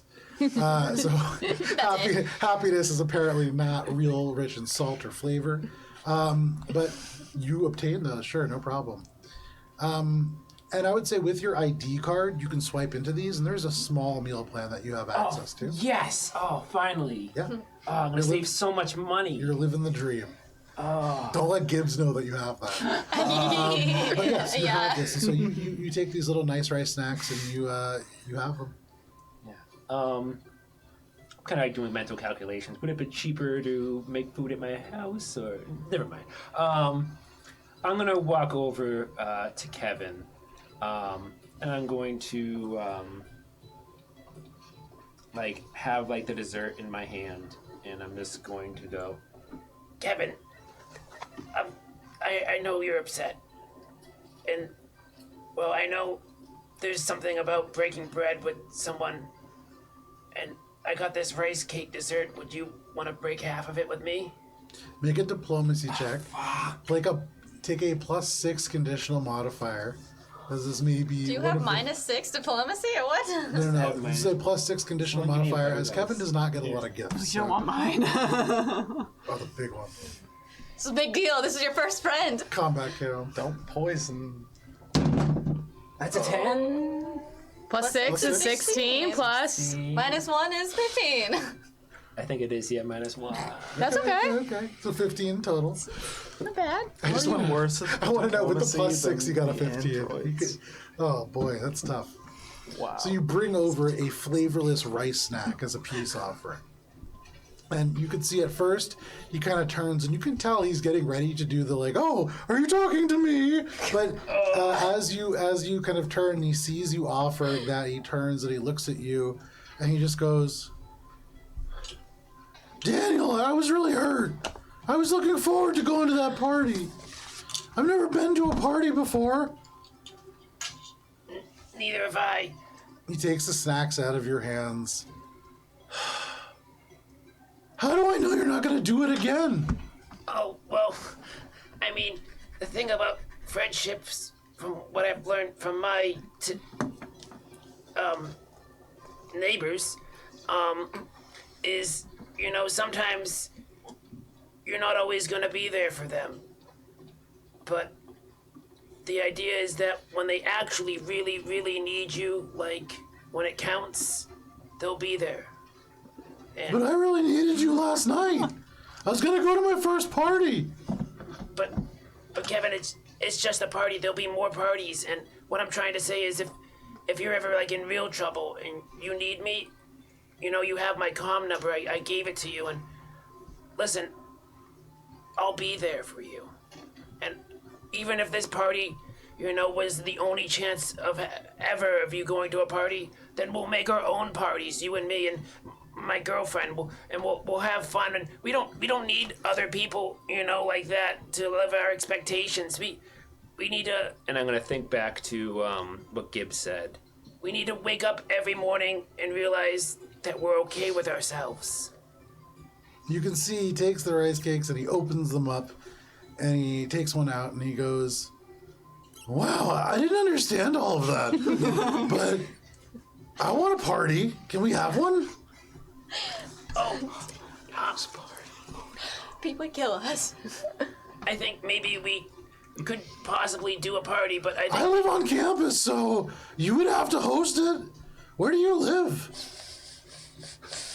Beach party? If I throw a party at the house, everyone will be so mad at Bubs. I like the idea that you guys all go out and you're on this like assassination mission because of Bubs, except Bubs doesn't having go. a fucking He throws a house party. We get back, Oh my Pete God. is like exhausted. He's like, thank God we only killed 2 of them. There's like people Third fucking one in his in the bed or house whatever. at the Party. Echo's hurt like 4 more children just dropping off packages. Yeah, oh man, on the children. I really want to throw a party at our house. No! What do you say to Kevin? I'm not gonna, but I really want to. Nothing's gonna stop you. Does Bubs want to Yeah. throw a party If though, or Bubs does wants to throw Dan a want to party. throw a party? No, Bubs. Or does Yeah, Daniel which Danielson cat you get to want to decide? Daniel Danielson wants to be cool. I don't know if a party Cool at kids my throw place parties. might be great. But why don't we start? I mean, you probably haven't even drank alcohol before, like. What? That's kind of offensive. Well, I mean, And like. I don't like alcohol. It's not good for you. Well, I'm just trying to say, like, maybe, like, when I first started drinking earlier this year, it. And I'm gonna think in my mind, first time I had a beer, it was like shot out of my hand. Tequila Tango Brit. And then I'm gonna think, it was difficult. I didn't really get accustomed to it, and well, it's something that you have to like pace yourself to, because if you don't drink, if you drink too much, and if you're not ready for your drinking, I mean, like, you might, make a fool of yourself at a party, and maybe we could just, do something small scale for, when we have the party, you'll be ready. Make a diplomacy check to peer pressure Kevin. Make a fool of yourself at a party. I am if you shocked never at go to where any parties. this conversation went. Dinner Kevin party. is too. A 14 -1. -1. I guess I've only really tried it once. How bad could it really be, right? I mean, if you do it and Donna does it, I bet it's not that bad. Yeah, you're not allergic to alcohol or anything. Do you have a list of things you're allergic to, by the way? I'm not allergic to anything. Okay, good. Except for being Wait, student. I'm allergic to bad friends. Kev dog! Breaking out in hives. Well, So do me a favor, please, Daniel. Don't do that again. I was all ready. I got dressed. I got a new shirt. Well, I have an EpiPen of apologies for any time I may make things wrong for you. I don't really do drugs either. Oh no, it's more of like it was like a joke about how if Damn it. you have like an allergy, you give someone like an EpiPen. Forget it. It's not I really love Kevin. it's not really like a important. It's just a joke. Well, I guess just tell me where we're gonna have our party and I'll go. Well, it's not like I never said party. No, you said party. You did say party. You just say You said party. Could be dinner penis party though. gallery in the Way cafeteria. less involved. Yeah, but that's like an adult party, and Kevin is clearly looking for a college rager. Yeah, but I tried to set his expectations low. Like that's what I was trying to be like. Yeah, maybe just drink around. Yeah, well, I think it would be a real cool party if, you, me, and Spice and the rest of my friends, we just hang out and just drank for a little bit, and get you used to the idea, and then we'll have a big party. Yeah, I like that idea. But you gotta do something for me, Kevin. Well, like what? I thought you were kind of making it up to me. Oh, yeah, of course, but friends, we do things for each other, and I just have this real quick need. I'm looking, trying to get ahead in my major, life science. I know beach science is really difficult too. Yeah, I wouldn't have ever picked that. Yeah. I was wondering, do you know anyone who's like a really important person, like maybe like the top scholar for life science, or maybe there's like a life science club, or maybe like a well-known name or someone? Well, I mean, a lot of life science majors, they kind of drop out because it gets hard, and there was the incident at the dorms last year, but all of the people on that floor got A's, so it wasn't that bad. What incident? You see, looks kind of uncomfortable. He's like, well, somebody kind of cracked, and they took off all their clothes, and they pooped on the wall, and it was a whole event. Oh, that's fine. I don't need to hear any more about that. But there's another new girl, Tiffy, and she's supposed to be pretty good at life sciences. She kind of stands out. She looks, she's like Donna. She's a Lashunta. Oh. Oh, what? Oh, what? Is she in the cafeteria now? You kind of look around. There's a lot of Lashunta around, but as he watches you, he says, "Oh, she's not here. She's probably studying, and she's so good at it. But let me look at your schedule." And he leans in and taking a look. He you see him kind of type a couple other things on his communicator. Yeah. While you're doing that, maybe you could show me on the infosphere What's her name? Tiffy? Tiffy. what TV looks like. Yeah, sure. And he opens up your infosphere page and he puts in Tiffy Eritir. And this is a Karasha Lashunta, very similar to another Lashunta that you know. She looks like she's probably a little older than you. Kind of cool looking, pale skin. The hair is the most pronounced thing. It's cotton candy pink. Certainly dyed. In the picture that you see in the profile page, she's wearing this super poofy dress, almost like princess-like, where it's not black and white, like a black material with white lace. You can see in her hair there is this fishtail braid that goes over the left shoulder, and she's smiling. You can see on this profile members of a whole bunch of different clubs.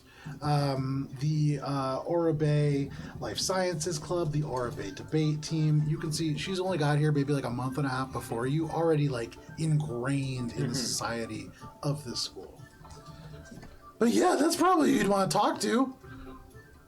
Yeah, that's a great idea, Kevin. You're so smart. Also, it says that your advisor is Professor Leaf. She's pretty good. Oh, yeah, I met her. She was very nice to me, and it's great to have someone like an advisor who can really help you prepare for the world and not lead you into any bad career choices. That's really specific. No, I don't think she would. She's really into photography, and as you guys are like standing in the hallway, he points, and there's a bunch of photos, and you can see there's a few that are attributed to her, all underwater, coral reefs and things like that.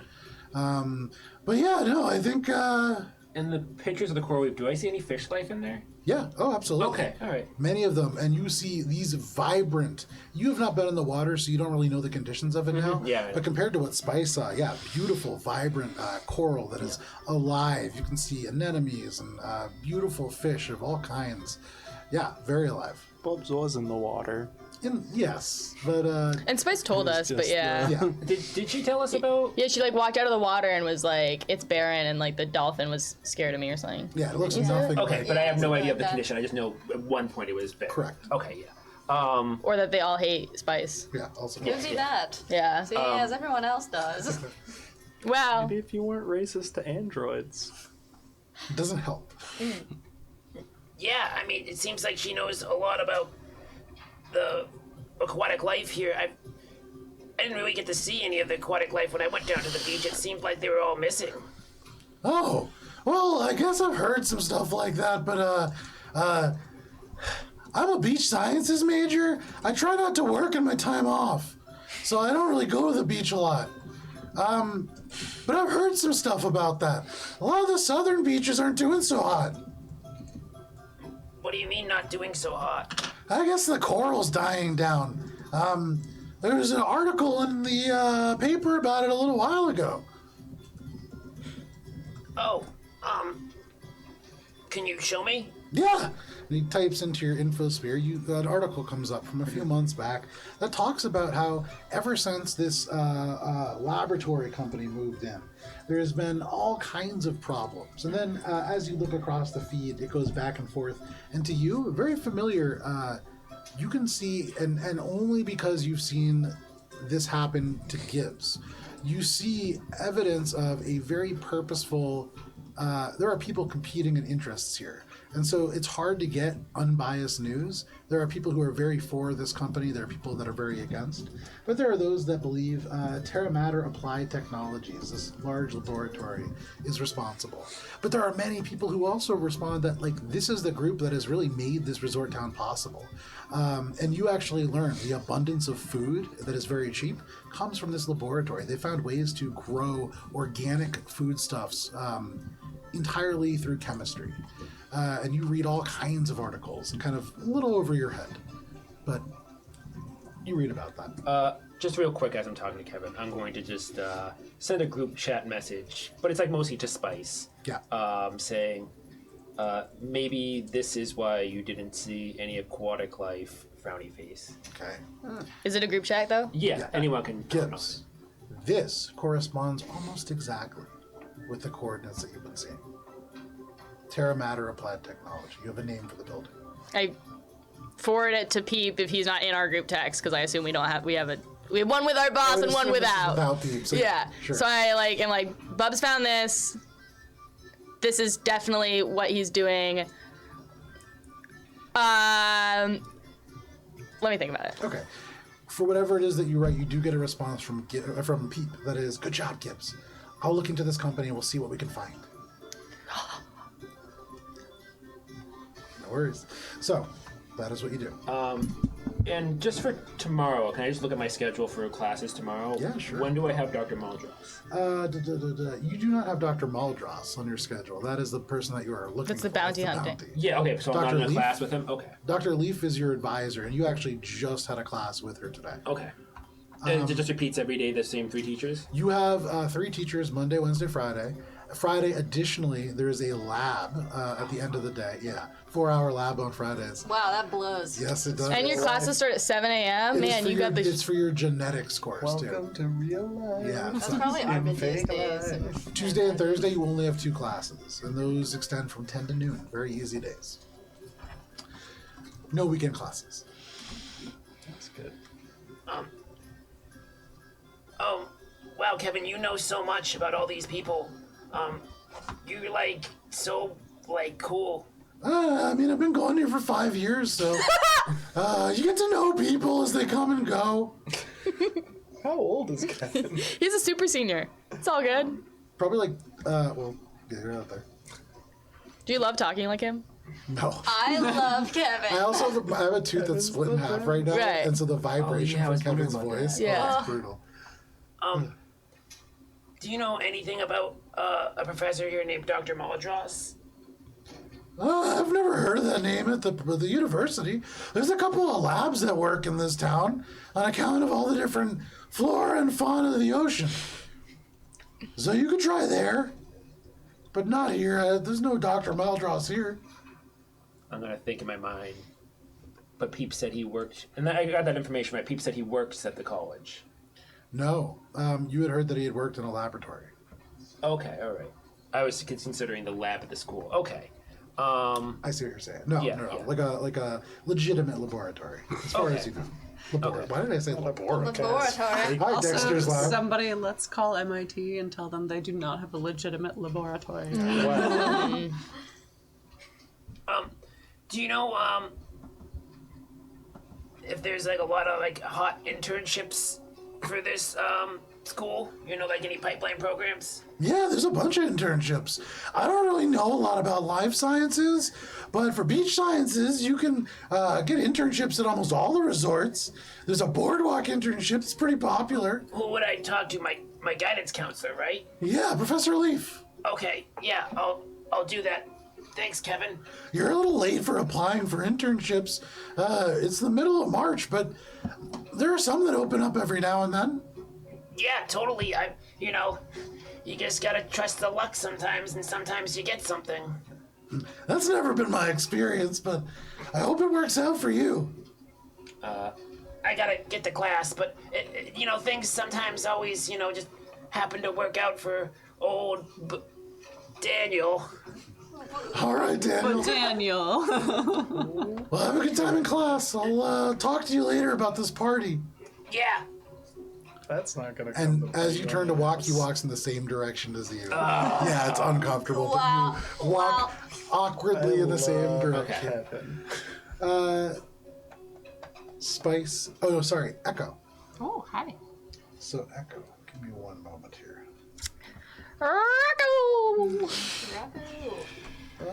Echo. You make your way over first in the direction of the diner, and then remember the location has changed. And over the course of your walk there, your comms unit goes off again, and now headquarters is across the street from the Pet Galaxy. You have to turn around again, and eventually you make your way there. The Rocket Courier headquarters is a blue and teal mobile van. It has the Rocket Dolphin logo that is splashed across both the hood and the sides of this vehicle. And as you approach, you can see, almost as if by magic, as you draw into proximity of the vehicle, within 10 feet, the side door slides open.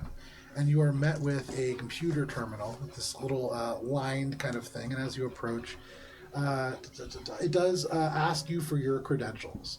You receive no credentials from Peep. What are you putting in? Rocco kind of thinks for a minute. It's like, oh, shit.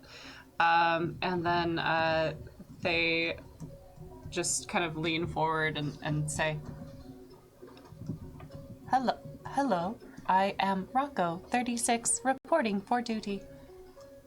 You say that, you just see the cursor like blinking, and it's very weird. It doesn't respond to vocal commands. But at this moment, you do hear some footsteps behind, and as you turn, you see another android. This is an actual Rocco unit. You see most of their biological components in the arms, the neck, and the left side of the face. But what is remaining of the organics, relatively plain looking, we'll say. This is not an attractive looking person in life. As an android, relatively android looking. And they wear the ridiculous hat, which you currently wear. Androids are beautiful. They approach and they turn. You can see they turn like very, very robotically, kind of turning to you, and they just say, "Hello, we have not been acquainted yet." Hello, I am Rocco, 36. I am attempting to report for duty, but I am unfamiliar with this terminal. Greetings, Rocco, 36. I am Rocco, 21. They do not give us orientation very well. Here, and he turns, and you can see this is a touchscreen, which is relatively old. Sorry, not touchscreen. Beneath, there is this kind of junky-looking tray that seems to be almost damaged with time. But as he taps in, this is like a manual keyboard. There are no letters left on. They've been like scraped away with the use. You see like an old USB cable that is plugged into this machine. But he taps in Rocco with your designation. And hitting enter, you can see like 40 jobs in your queue. All kinds of different deliveries. But Rocco 121 takes a step back and goes, "After you," and just kind of gestures. Thank you, that is most polite. Looking at your list of deliveries, the very first one is a large crate. And all that it is marked in terms of weight is large. That is due to be delivered to... One second here. An Ambrose Kitkinery, who is marked as being at a store that is called USR Surplus. And so there's a button that just says accept, and you can tap the space bar, it would look like. Echo is very unfamiliar with the setup and just like taps the space bar, but like a little bit too forcefully. Sure. The whole tray just rattles with the keyboard on top, and the back door slides open, and you hear this, and this large crate is lowered to the ground. It like slowly mechanically lifts itself back up, the doors close, and you can see this crate goes up to your thighs. You get down and try to move this. It is quite heavy. Whatever this is, certainly bulky. And the computer terminal just says, "Have a nice day," and shuts off. The other Rocco courier steps forwards. "Good luck," and begins to like key in their own code. What are you doing with this giant crate? Echo's used to having like equipment to help deal with this, and kind of like looks around to see if there's like anything that they could possibly like rig up, like whether that's like getting a skateboard off of some like stoner who's just like, hey, sure, I'll take some credits. Beat up a kid. So at this Not gonna moment, beat up a kid. you actually see Rocco turns around 121. He presses a button. You see the little accept thing disappear, and you hear bink, and this little tiny slot opens up in the front, and he takes out like a little envelope, tiny little parcel, but puts it in the pocket, turns around, sees that you're still here, and goes, "Oh, do you require more equipment?" I do. He turns around and you can see keys in a couple things, and you see what looks like almost like a store inventory open up, and you're very familiar with this. Yep. These are the microtransactions you need to pay to get this equipment in order to perform your job and then receive payment. You see very familiar with this, a very high priced like little dolly. There's a much higher priced like gravity lift that can lift much heavier things, and probably what you would need for this. But he kind of turns and nods. "Sorry about this," and he just gives you like a little nod and then begins to walk away. There's that like mechanical sigh that's just like wheezing of parts, as they kind of like look at the price of the gravity lift and realize that that's kind of like out of what they've got to work with. It's 50 credits to rent this, yeah. Oh, for the gravity lift? Yeah. Oh, yeah, no. Echo's gonna get the 50 credit one. There you go. So you tap your cred stick and you see 50 credits drop down. Already you're kind of breaking even, so you're hoping for a good tip for this. Yes. But dispensed through the back is a large gravity sled that hums to life, and easily you can slip it underneath the crate and it lifts, no problem. You can now walk, pushing this almost like a shopping cart down the street.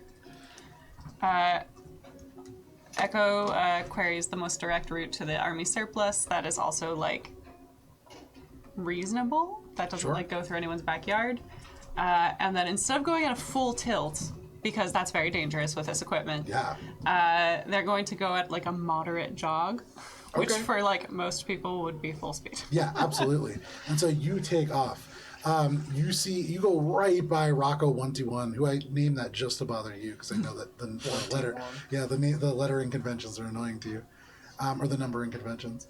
But Rocco 121 like turns and you just hear "Hey," and he just kind of like spins in place as you just take off past him with this gravity sled in tow. But no problem. You head off in that direction. It will take you by the restaurant that Gibbs and Spice are currently working at. And as we pan over to this restaurant, because it is 8 o'clock, I do want to step away for a quick break. Sorry about that. Welcome back. that. Echo's delivering a package. So it is 8:07, and we are going to step away just for 10 minutes real quick to freshen up our drinks, get everything kind of strapped in for the rest of this session, which is a much longer day than I had anticipated. Want some? So thanks for hanging out with us. We will be back at 8:17. Nice bottle. See you then.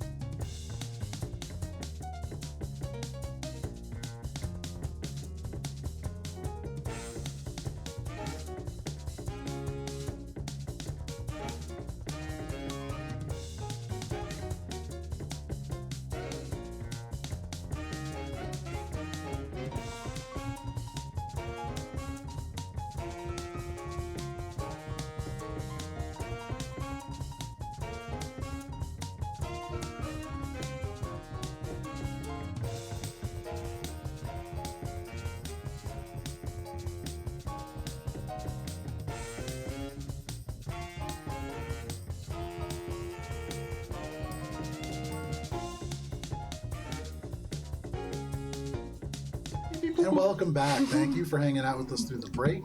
Nothing ever strange happens. We're going to jump right back into things here with... Spicy. In general, yeah. With Spice and Gibbs. I think you mean Donna and Delilah. Donna and Delilah.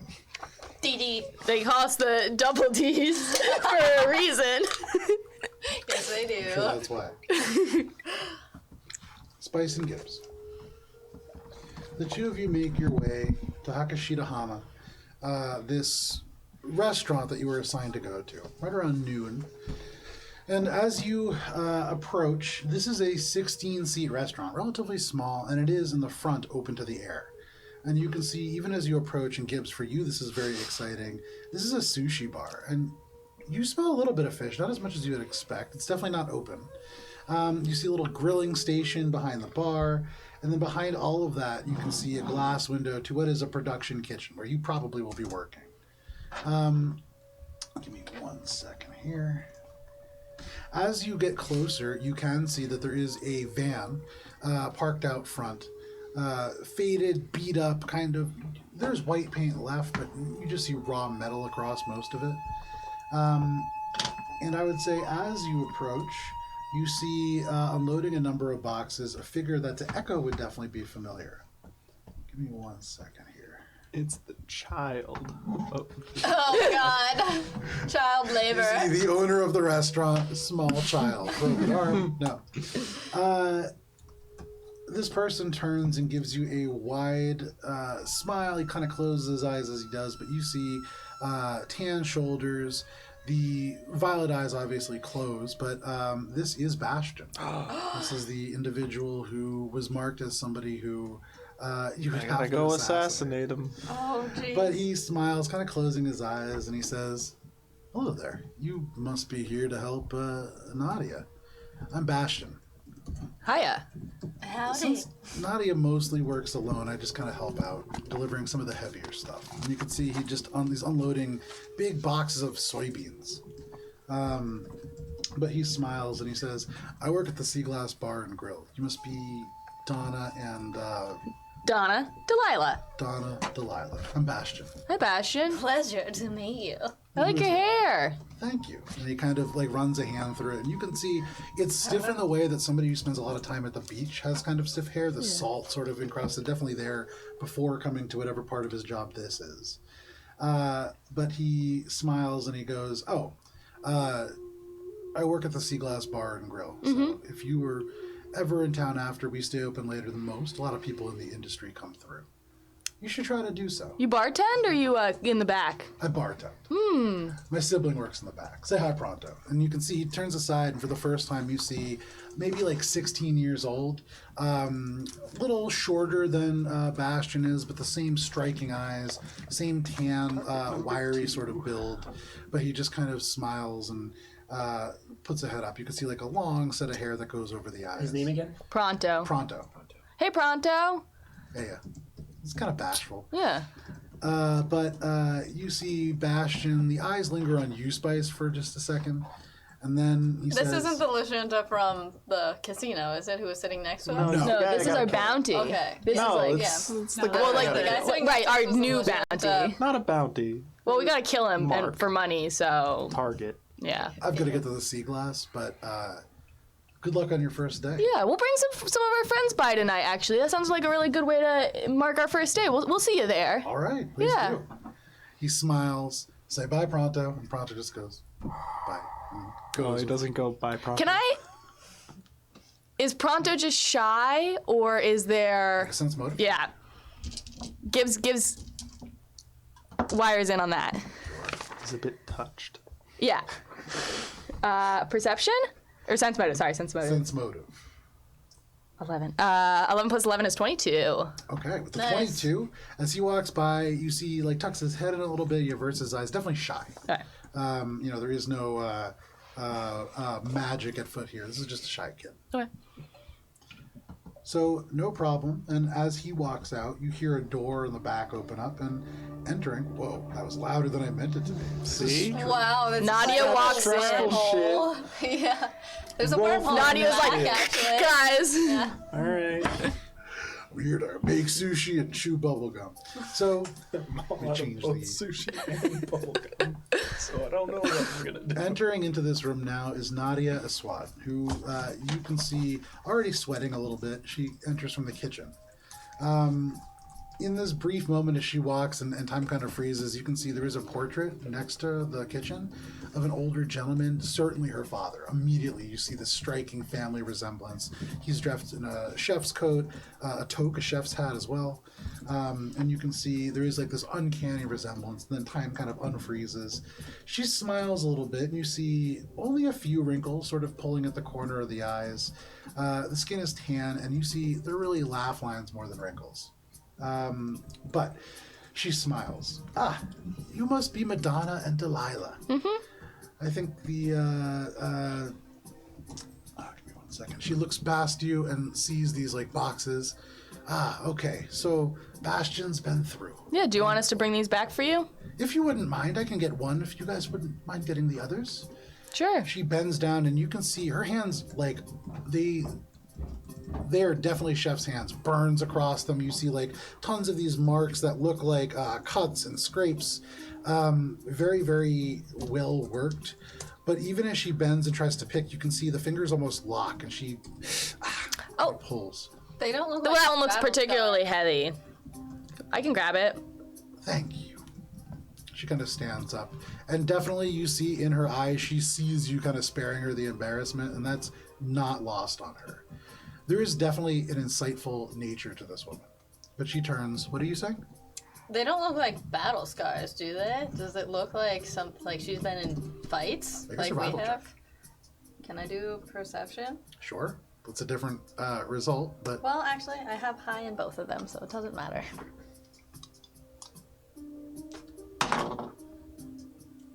So that's gonna be survival will be 22. you definitely see signs of the battlefield that is the kitchen, but nothing that would let you see service. You don't see any signs of like discharge burns from fuel cells being ejected from like a laser. You don't see anything that looks like Hand-to-hand combat. Yeah, and so one thing that you would know as a soldier, oftentimes those that engage with firearms end up with something called trigger finger. The finger ends up curling. You can see her hands stock straight. She works with her hands a lot, and despite what is clearly like arthritis or something of that nature, she's used to using them not for fighting, definitely for cooking. Noted.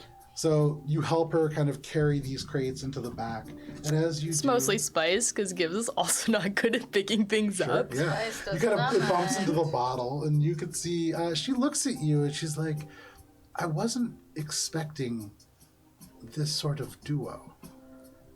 You're unusual." for- Double D, they call us. Oh, We've been roommates for a bit. well. Just so we're clear, Hakoshita Hana is an upscale restaurant. We try to serve the nicest sushi. We use local ingredients, and people come here for some refinement. So let's not go by double D. Righto. You got it. Donna.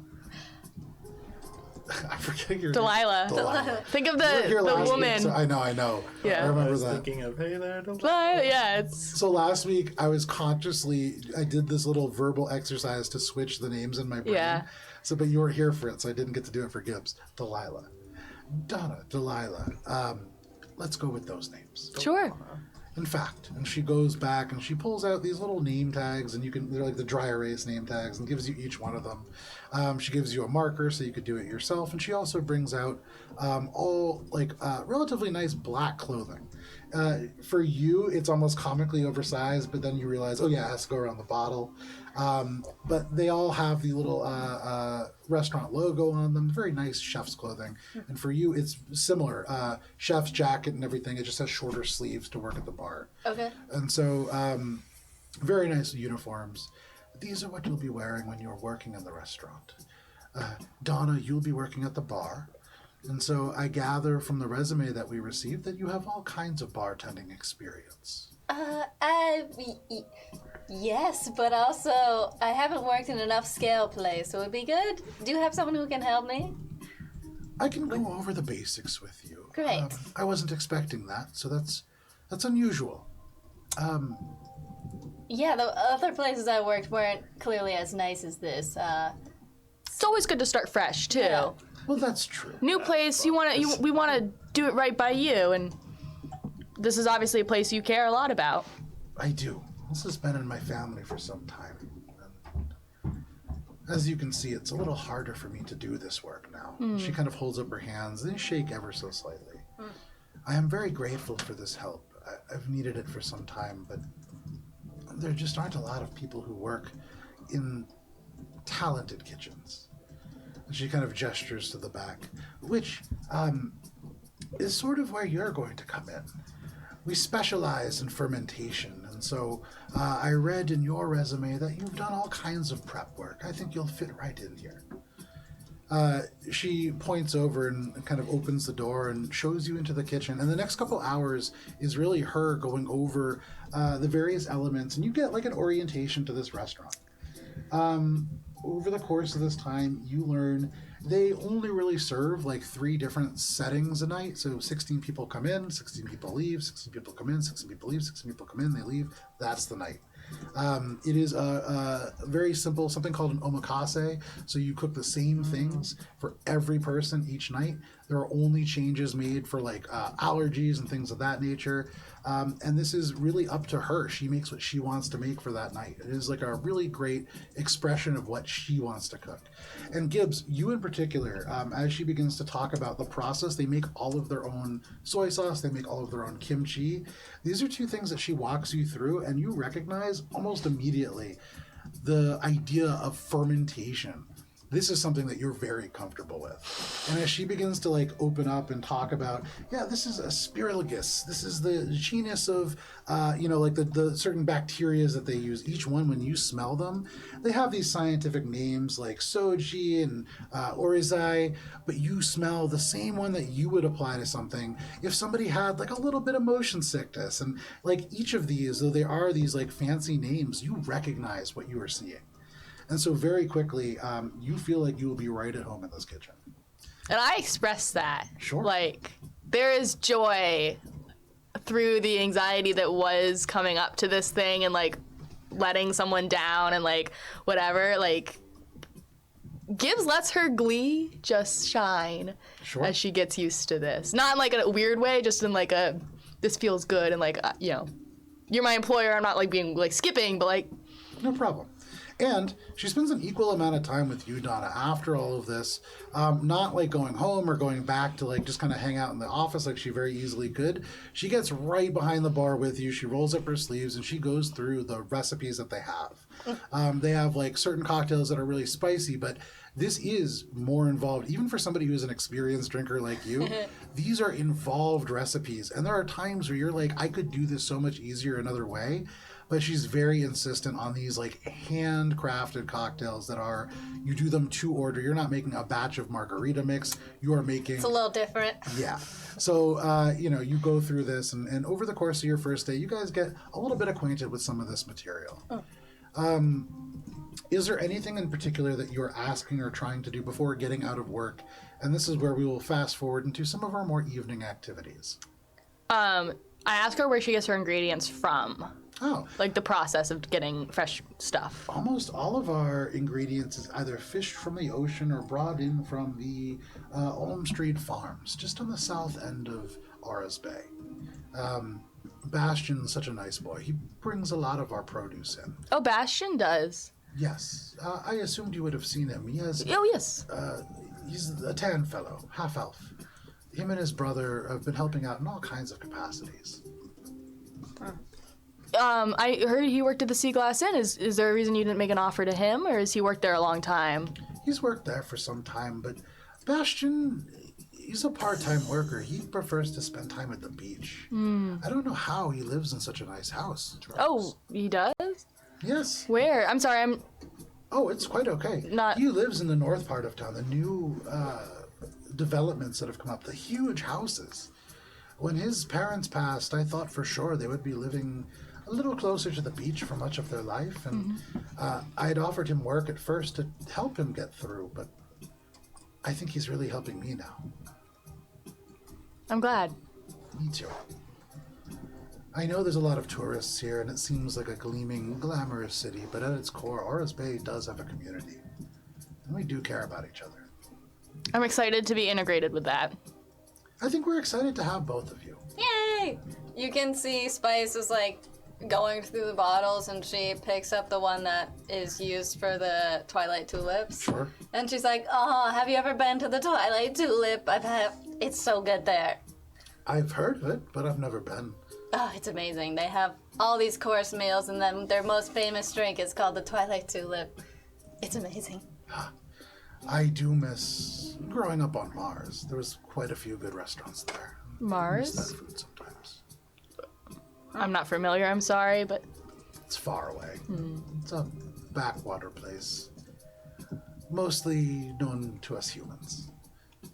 And she looks a little sad for a moment, but then kind of shakes it off and says, "It was very nice meeting both of you. yeah, what time You too. tomorrow? Tomorrow, if you could come in at 9 a.m., that's when we're going to start. There's a lot of prep. There's a period that you'll have off before we do service. So if you need to go home, you'll have 2 hours to yourself between. Okay. Right out. Right. I'll be there. She nods to both of you, and you walk out. Your first day of work, surprisingly successful. Nice. I sent. We did it! That's so Oh my god! We did it! And I take out my phone One for once. No mafia. Wow. Yeah, it's great. and I send a group text to everyone plus Peep saying, Bastion delivers to our restaurant. He's expecting us at the Sea Glass as friends of Delilah and Donna. He has a brother looking much the same named Pronto. We can't kill this guy. Sad face, cat emoji, sad face. No problem. So all of you receive this. And actually, for what it's worth, Echo, you receive this as you are making your package delivery. And for you, Echo, you arrive at a place that was at one point a warehouse, although now it has been refitted to be a firearms seller with many other surplus supplies from the United Solari Republic's branches of the military. Passed by on our walk. You did. You see the Navy, the Army, the Marines, all just represented here through their surplus goods.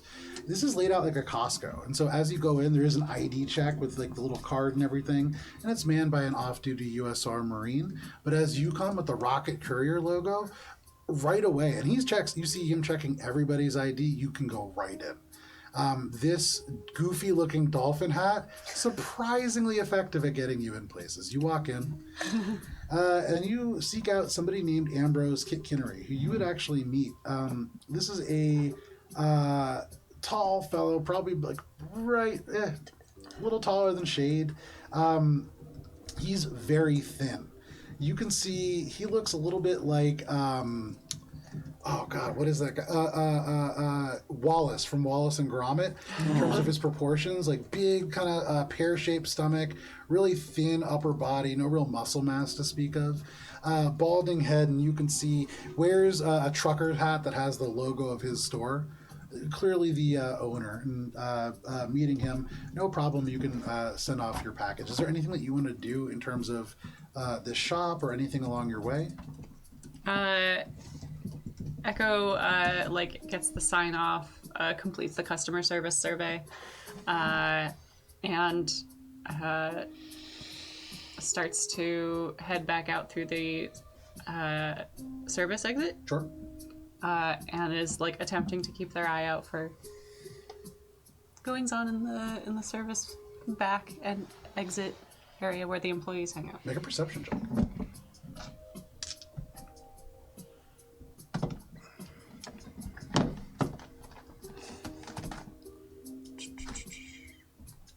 19.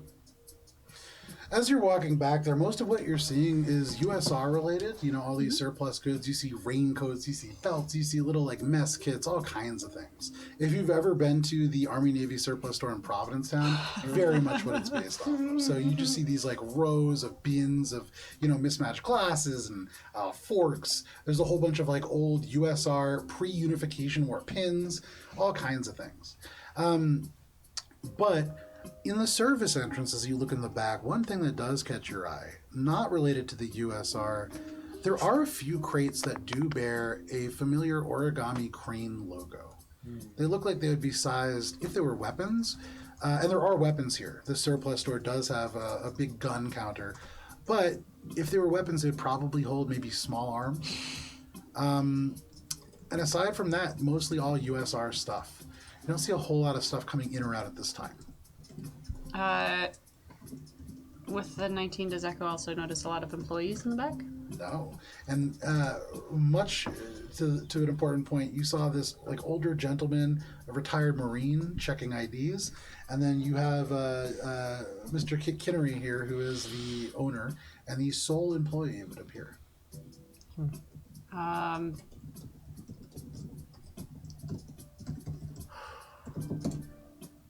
was really tempted. To what? To what? Echo's going to look around for a terminal. Okay.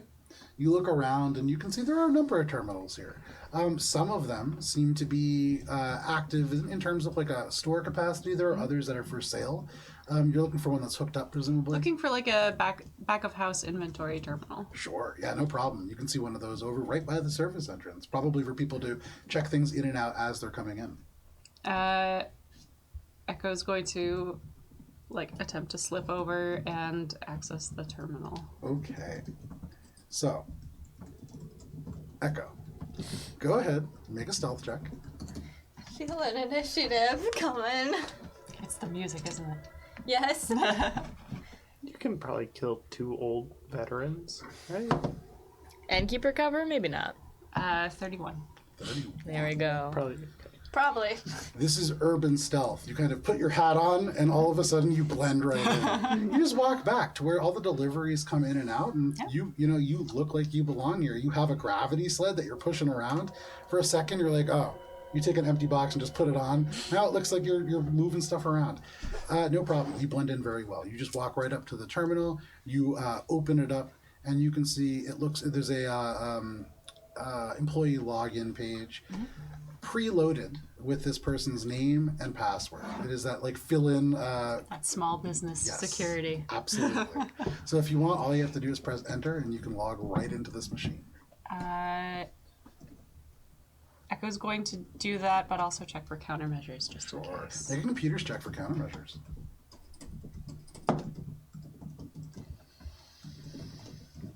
What was that? Tragic. You got that notebook over there to track my natural ones? Oh! Kevin! In this moment. Kevin walks by. Oh, that's a wrong up. I hate him so much. I love Kevin. Shut up. Kevin, great. Kevin's my favorite character we've met so I far. can tell he's going to be a divisive character. I So, love Kevin. as you go into the back here and you check for your countermeasures, there are no countermeasures in this machine. So you get right to work. You put your elbow down, you get ready to log in, and as you do, unbeknownst to you, you don't hear this little thing depress, but there is a microphone sitting next to you. This is the overhead paging system, and so all of a sudden you hear loudly amplified as you type in. You look down and you can see you have the microphone like pressed on, and it is like recording all of this. You look up just in time to see this guy like look over around the aisle, and he begins to kind of approach. Are you doing anything? Are you just running away? What are you doing? Echo's going to just kind of wait for him to come over, and then I am attempting to log my delivery in your inventory system. Make a deception check. Are you good at those? Who knows? As an android, I'm guessing probably not great. it's a 13. A 13. Okay. This guy is very perceptive, or very sense-motive-y. You know, interestingly enough, he's not, but he rolled pretty well. Sorry, that was louder than I meant it to be. Roll for initiative. So, you Rocco's alone. say this as he strides forwards and he looks at you and he goes, I don't believe you for just 1 second. Come over here. And he kind of, you can see he like pulls out, he's like chewing on the receipt that you had just given him. You all right there? I'm laughing at that. Come over Kevin, here. now this guy? He gestures for you. Echo kind of like pulls on the gravity sled a little bit, and like decides to just drop it and heads over towards him. This is a small town, and I ain't seen you around here before. I am new to the town. I am hoping to get gainful employment delivering packages with Rocket Courier. You aren't gonna do that. Go in employee-only zones. And he points out, and you can see it says employee-only zone, little apostrophe there. For workers only. I thought if I am dropping off a delivery, you would not want me interacting with your customers. You thought wrong, android. Why don't you go on back to your headquarters? Come back next time you got a package for me, but this ain't where you work. I got my eye on you. I do apologize. And Echo obliges and heads out the front door. Okay. As you walk out, the person who is like the ticket taker who's right at the front goes over and just goes, robots. And you kind of walk out. And at that point, the owner actually comes up and he says, hey, wait a minute. We don't tolerate that kind of talk. We talked about this, Hank. Androids aren't robots. That's a backwards way of thinking. And you can see Hank is just kind of like, I'm sorry. It's hard in the way that we learned in the war. And he's just like, you're trying, and I appreciate that about you. Sorry about that, Rocco 36. Rocco 36. That's not what we represent here at the Surplus. Apologies. Thank you for your assistance. You still messed up. That is true. And turns around and goes back inside. You can see Hank gives you a stink eye as you walk away. Is this little Hank? No, not little Hank. This is a larger Hank. You have big Hank and then you have bigger When I Hank. have to improvise names, it usually goes like the same time. And the regular hang. So no problem. You make your delivery, and over the course of the day, the others are a little bit less adventurous, more residential neighborhoods. At the end of the day, go ahead and make a diplomacy check for me. How many tips does Echo get? Yes. It's a 16. Okay. Don't even have to look at my diplomacy score. It's a zeros. With a 16, you can go ahead and you make up the amount that you needed to break even on that sled. Hey. 50 credits in total across about 6 different jobs. Not great.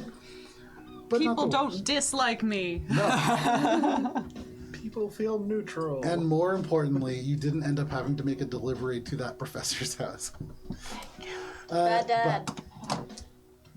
For the rest of you, is there anything that you want to do over the course of the time that you have before Echo and Spice and Gibbs probably make it back at roughly the same time? What have I been doing with Peep all day? That's up to you. What have you been doing with people all day? I feel like I'd be spending the time whatever he's trying to do, because I gotta make up for the utter failure of my captaincy. Okay, that's true. And yeah, otherwise I'm gonna spend all my other time, researching the bounties / the assassination targets. Okay. So go ahead first, And make a walking cultures sweep, check. Make a making cultures sure check as you make your infosphere query about these targets. Trying to figure out if you can suss out the identity of the other two. A culture check? Yes. Are you trained in culture? No. Okay. So don't make a check. You spend some time looking on the infosphere, and it's difficult because as an android, you don't spend a ton of time creating interpersonal connections. I don't give a shit about most people. So it's easy to find this first person, but it's hard to figure out what to type in. Friends, you type that in, and you get the same picture, and then a bunch of others about like this old ancient world TV show. There's like a million things that come up with the word friends. You get a little stumped as to what to search to get the information you need. So hard to really tell. You don't really bring up anything else. However, you do know that Peep spends a little bit of time here and there trying to bring these old crates down. They are marked in the stenciled out Mosaic Team 3. And a few of them do bear a little bit less frayed edges. You do notice that he has unpacked his motorcycle, and as he has set it up now, it does have an entire terminal linked to it. This is definitely like a mobile base of operations for Peep. But mostly seems just to kind of be like getting things set up for tonight. Peep, are you sure you're going ahead with this? Oh, actually, no, I thought we'd just blow our cover and completely ruin them. Yeah, no, I thought mean, maybe we'd continue with the mission. What do you mean? Operating in the field. Oh, yeah. Look, I'm sorry. Shade, it's not that you're a bad captain. It's just I don't think the decisions that you were making were necessarily bringing us to a good place. And a part of being captain is being able to rein in the people under your control, and sometimes that means taking charge, and clearly that's what I need to do. So it's not a reflection of you as much as it's a reflection of you and everybody. I understand. I think given the circumstances, I was doing what was in the best interest for the crew. Namely, not getting killed, but The very first night I understand the need to demote me. that we were here, I sent you guys to do nothing, and you got in trouble with the mob.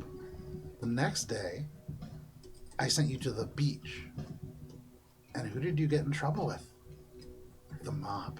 In fairness, I'm really worried if I send you guys to go to a movie or get ice cream, you're gonna run into the mob again. And so I'm just gonna be a little bit more hands-on. in fairness, I was not in trouble with the mob and actually made a relatively good impression. But you understand, part of being a team means regardless of what you do as an individual, if the team fails, you fail. Yes, I am more than well aware of that. I tried to impress that upon the rest of the crew, but clearly it has fallen on deaf ears. And thus, I'm in the field. So, yeah, I'm gonna have to be in there. But I'm hoping that after maybe the rest of this part of the mission, we can find somebody who is not you and not Spice to take that place. I'm kind of leaning towards Gibbs, but I don't think she wants the responsibility. So, I think Gibbs has a lot on her mind right now. Nazma said that there's a lot of stuff that she's kind of dealing with, and I don't want to get too much into like the personal lives of the people who work for me, so I'm not going to pry too much, but I don't want to put that on her plate if she's not ready for it. That's considered. And Echo just got here, and Bubs, so, you know, my options are pretty limited. I see where your issue is. Can I make a don't see where the issue recommendation? is. Sure. Given everything that has happened, you chose Spice as captain for a reason. I didn't choose Spice as a captain. Mosaic chose Spice. Yes. Given their choice and the candidate pool, it is probably the best option. Perhaps a probationary period while you take more full control and evaluate. Make a diplomacy check. Sorry. That's a 2. No offense taken. I know your diplomacy is +0. I pull out a box of cigars. My other box of cigars. +5, conditional cigar modifier. That's bad for my allergies, actually. He does have established allergies to smoking. Yes. But you can see Peep looks at you and he says, I understand that you're trying to stick together as a team, but the long and short of it is Spice has not shown any kind of judgment that would lead me to believe that she's ready for this yet. I'll keep an eye, and if it looks like maybe that's changing, of course, I would consider almost anybody else for this job. I don't want to do this. My bones, they're really brittle. That's, But I don't really see a choice right now. And quite frankly, if we have another setback like Waystation El Paso, I don't know that I'm ever going to be able to get you guys out of debt. have no retort to that. You can see he just goes back to work. And so, anything else anybody wants to do? Yes. Real quick, as I'm ending the conversation with Kevin, Yeah. and I'm looking over at T-Feet, does it appear she works for, like, any internships in the area? I would say with the basic information that you have, appears to be a full-time student. You can see, if this was Facebook, you would see occupation, like student at Aurora Bay Community College. So it doesn't seem like they work at an internship. And you remember they got here just like a month ago, so probably, especially having already been told that the internships are probably closed, she probably doesn't have one either. Okay. But this is somebody who you were told was very advanced. Maybe she does, who knows? Not on her page. Yeah, okay. And Is there like an office hours for Colleen Leaf? Yeah, absolutely. Okay, I want to just go over to her. Sure. So at the end of your day, maybe like 10 minutes after, because there's this 10-minute like transition time that's built in between classes, you can go to her office and she'll see you, no problem. I'm just going to give it a little... Hello? Oh, Daniel. Danielson. Yeah, it's me. You're new. Please, come on in. Yeah. Do you have other questions about your schedule? Or No, I have. I'm really wanted to have a one-on-one conversation with you. Okay. May I Are have- you leaving already? No. May I have a seat? Please, yeah. And I'm going to sit down. I have to say, you've been very friendly, and everyone at the community college has been so welcoming to me. It's a really great place. I'm glad to hear that. It's unusual to have people transfer in at this time, but I'm glad that you're getting adjusted. Yeah. You know, you're coming at kind of an unusual time, so if you're here to switch your classes, that would be tough at this point. No. Well, I was mostly, I was looking for, any leads, because I gotta, look forward to the future of, like, what I want to do. And I was wondering, I know internships options have passed, right? Well, yeah, generally the placements for internships are going to happen early in the year, but I can appreciate somebody wanting to get out ahead and get advanced. Let me just see how you did today in your first classes. Okay. You can see she types into her system. She pulls up your very first class. Oh. She kind of looks... Daniel, it's okay not to have a good first day, and sometimes people can be mean when somebody's new. Yeah. And, of course, if I ever say anything that makes you uncomfortable, please tell me, but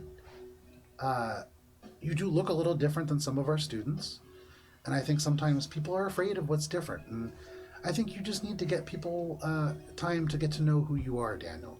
Yeah, totally. And I think you're right about, people taking time to get to know me. You can see she starts reading again. Oh. He's a tough professor, but Professor Usheshe Tik-Tik says that you did very poorly in organic chemistry today. Oh, well, I mean, most people do. I'm getting more used to his accent, but I'm starting to get, kind of picking up what he's saying, and I think I'm going to turn another leaf. Very funny.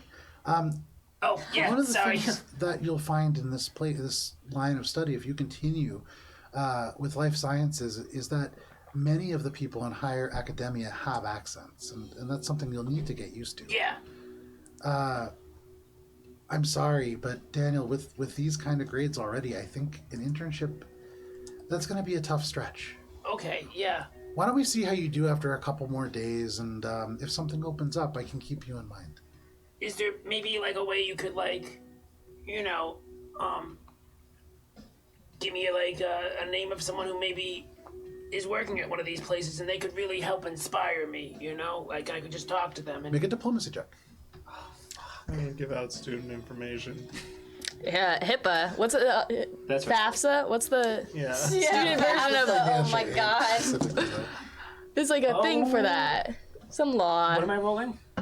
Diplomacy. That's a 14. Okay, not bad, not bad. I don't know anybody personally, but we do have a program connecting students FERPA. with people in the area who work in life sciences, and I can't get you an internship. I just want to make that really clear. But maybe I could find somebody who would sit down and talk to you about the field and what it's like to work in it. Would that be interesting to you? Oh, yeah, that would be great. Okay, Daniel. Well, And where would they would like actually be like one of those workers from like one of those corporations, like like the big ones like Duarte and all the other ones. Duarte isn't a big corporation. I'm going to be really honest with you, Daniel. I don't think that I'm going to be able to get anybody to talk to you. You just got here, and your grades aren't very good. But I'm going to see what I can do. And why don't we meet tomorrow and talk about this a little further, okay? Oh, okay. I just can't give you any firm information yet. Okay, that makes sense. Okay. So we'll talk tomorrow. You actually have my class tomorrow, so we'll definitely talk tomorrow. Please don't be late. I would never be late. I'm always on time. I'm always like the most timeliest person. Okay. Somebody said that they saw you wandering in the hallways earlier, so I don't know. We'll have you to know, see. they say those who wander are always lost, you know? So, are you lost? Do you need help getting home? No, it's just an expression. I think I may have misheard it or something. But you know, it was great meeting you, and I'll look forward to seeing you tomorrow. I have a feeling I'm gonna have to be. Sorry. I have a feeling I'll be seeing you a lot, Daniel. Well, maybe you'll just, you know, find a friend in me after all. And Then I'll close the door and walk out. Okay. Bubs feels really good about that I interaction. bet. Yeah, I bet. Yeah, there's like a visible unclenching of teeth in there. A bunch of people uncringe. But yeah, absolutely, you have that conversation. okay. I love that there's like a Twitter feed to your student records where people are like, this guy was wandering in the hall, how weird. And like she's like reading it like, So this is based on real software that exists, and we were piloting it in the residential school that I worked at, Yeah. Tina. But it was the teachers could put like real live feedback about their students, and other professors and teachers could see it. yeah, So it's kind of based on some real software. Spooky. I know, right? Big Brother. Yes. I like that. Spooky. Oh, yeah, it's like if your company were to like check on your productivity while working from home or something. Also, Wow, No, don't I was do gonna say, that. Literally Like never. eye-tracking That software? water. Fucking dare. No. so for all of you, you A nap when they work from home. you make your way back to the house one by one, and eventually find your way there. I make Spice pull me along on my heelys. Okay. Spice was very happy to do that. She's like feeling very great. Wasn't about that not great? fucking That up. was so She's fun. like, yeah, I didn't ruin it for once. It's weird how much egg white we use, but it's great. I'm here for it with the My little skin, hearts in it. so Terrible. soft. It's weird how many egg whites. Why egg It's whites? true. The egg Oh, white it's so drink. true. Because fancy places love fucking egg whites on everything. This is a sushi place. Yeah, but it's egg whites in the Need drink. drinks. Yeah. Tomato. I guess for the drinks, yes. You would have definitely been exposed to a lot more soy. This Right. is There's a lot of very eggs soy-centric in place. in sushi too. You get the yolks, the egg yolks, and they gotta put the egg That's whites one somewhere. thing. No, And Rose eggs, it's like Hakoshitahana has to be making a bunch of foam. Just foam They gotta have everywhere. Yeah. soy sauce. That's it. fermentation foam. Kimchi foam soy sauce. meringues.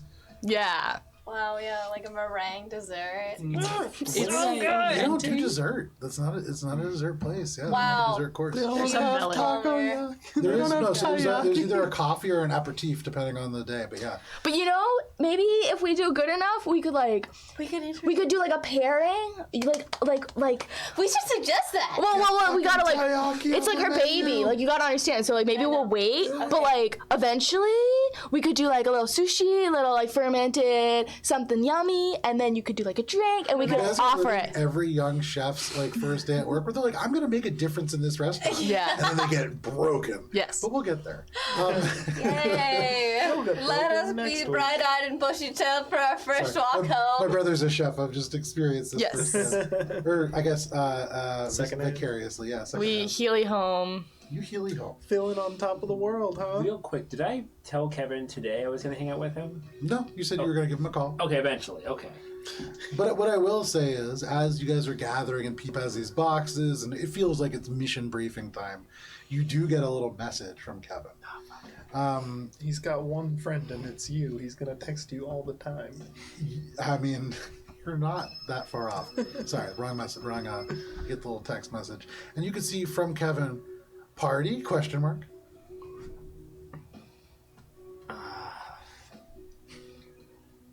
I'm going to send a message to the group, minus Peep. Gotten in with someone who might have information about the bounty. Not sure how much he knows. Just about the school or just about my major. What? We're all sitting. Oh yeah. Or can we sense No, I- motive here? No, I'm probably You're walking elsewhere, back to yeah. school. I'm not around you guys. You send that? Yeah. Really? Who? Already tagged back his info spear, I guess. I'll just send Okay. the link of his. For Kevin. Yeah, for Kevin. Isn't that the coffee shop guy? Kev dog. Absolutely. How does he know anything about Dr. Maldros? And I'm gonna just text back.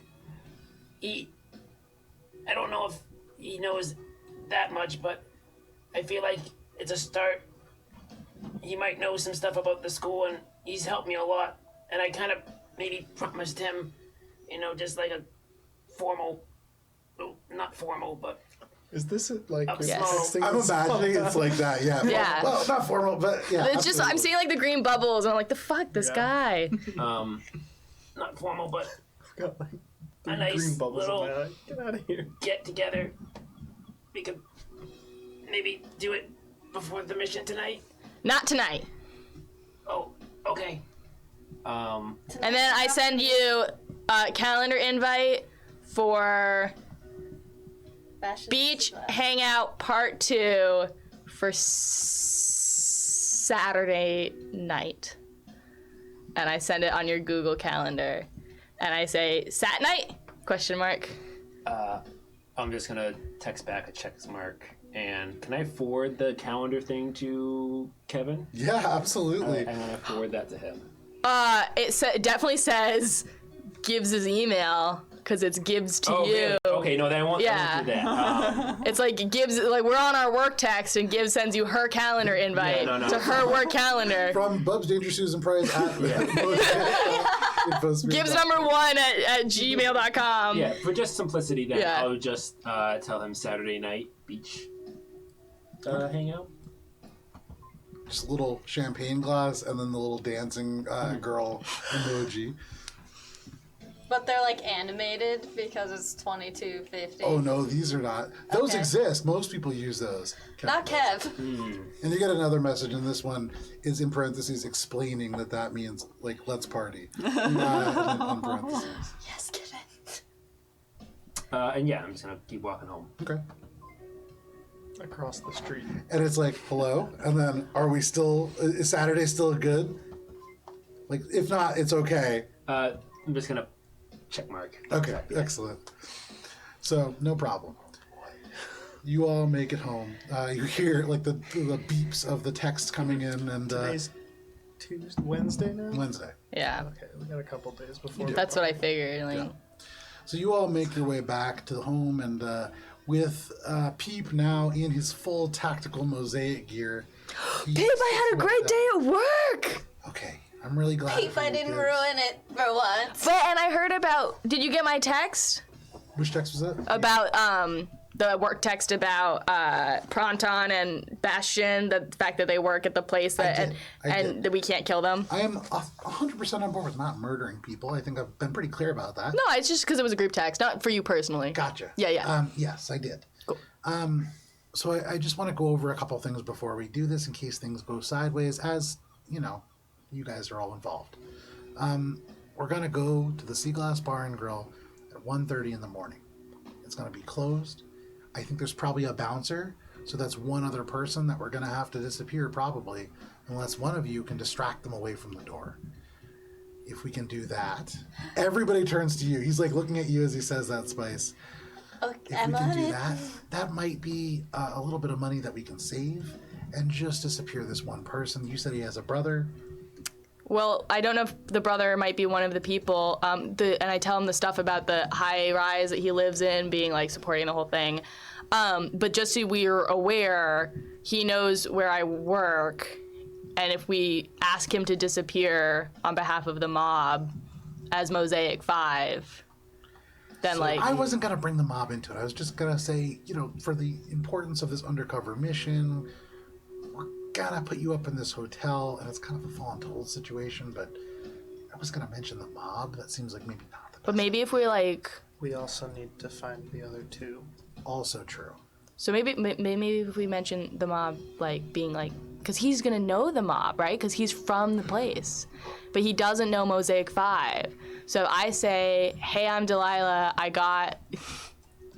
work for Nadia, and the mob approached me about my debt, and we don't bring Mosaic 5 in, and it's just Delilah and Donna. Then we can avoid the whole bounty hunting, $5,000 put you up money. Donna has a significant, Spice has a significant amount of debt that I must have accrued somewhere, so that we could use as leverage, because that's real. You have debt? I'm just confused. And also, let's put a pin in that one, but Yeah. what, you're going to tell them that you have debt. Yes. And so the mob approached you about your debt. Yes. And so they need to leave because of your debt? Because otherwise they're going to kill me. Why would they Doesn't kill you track. if they don't leave? What do they have to do with any of this? Because I'm saying we could explain the whole situation exactly as it is without bringing Mosaic 5 into it at all. We just change all the names. I follow what you're doing. Yeah. So instead of it being Spice's debt, it's Donna's debt. And this is like a perfectly reasonable, well, somewhat reasonable situation where we just say Donna has debt to the mob And so in order Dawn to was asked to kill? not kill, but just like, he's a problem. What can we do to solve this problem together? And like, you seem like a nice guy. I could also just sneak in, knock him out, and we could disappear him that way. I kind of like that idea. There's a lot less... But he helps Nadia. He can help Nadia when he comes back. And remember also, that's a cover. You're not supposed to get attached to these people. He's also dealing drugs, allegedly. Yeah. Well, that's small fish compared to killing people, but Well, then Which we're is not why going to kill I'll people either. So knock it's him going to be out. great. No more drugs, no more death, and hopefully we can just get right back on track to our actual mission. We also want him alive so that we can question him about the other two. are we gonna I'll torture knock him? him out. Well, maybe works we for me. talk to him first. He knows me also now. It Okay. would be easier to question him Well, yeah, maybe I can just. in a position where we were at advantage. We should Perhaps when question he's him tied in up. a second location. Well, I agree. That way, there is no chance that we will all be seen talking to him. That's true. I'll knock him out, take him to the ship discreetly. We can question him there and then In a Rocco send box. him off for disappearance. I think it is wise if we go to the secondary location separately. That way we are not all seen together. As Spice, what did you just say? Put him in a Rocco box. I like that idea. that is actually a wonderful idea. I got one. I'll knock him I'll out. mark it. Echo can return with a Rocco box. We'll move the body to the ship, interrogate him, send him off planet. This is so much better than my plan. I was just going to go in, and if things went bad, we're going to kill him. So I really like this. We can still kill him if we need to. Let's not if we can avoid it. Guys, I was up like a lot of last night. I thought we were going to have to just kill some random people. So this is great. Teamwork, am I right? Yeah. Good job with the plan, Spice. Thank you. The rest of us, I thought so too. the rest of us can wait in the car in case something goes wrong. We just need to make sure that we're not seen. I have, well, this isn't exactly when I was going to use this, but he goes back upstairs and he comes back lugging a big brown duffel bag. You'd seen him carry it in before. It has all kinds of like patches sewn into it. It's pretty old. And he kind of slaps it down on the table. So this is really more for when we need to do things like, well, Dispose of body. there have been times in the past where in order to get what we need, we've had to sort of be on the gray side of the law in certain systems. There are backward sets of rules, and Like so working with the mafia. well, this is my heist bag, and he unzips it, and it is loaded with disguises and masks. If you remember Dark Knight Rises, all those like clown masks, the president mask, like all kinds of different things. And so, yeah, what he will say is, if we need disguises, obviously some of these are a little bit too over the top, but different clothes, maybe like a little beard on somebody or something like that. I'm gonna rifle through it a little, Yeah. and as I'm doing it, I want to do a sense motive check as to what is his favorite. Like when I start to touch them, like what's the one he's like, ooh, shouldn't touch that Make a one. sense motive check. I want to know what his favorite freaking mask is. Oh yes. Flinches when you touch one. Yeah. 22. Okay. You go through these masks, and there's a couple things with the 22 that you notice. First of all, the first thing that you notice right away, and you do this almost instinctively, you think about the fact that there are 5 members of your team, so you're kind of sizing them out almost unconsciously, and they fall almost exactly into 5 sizes. And so at first you're like, that's kind of strange. But you go through them, and the ones that seem to be the most...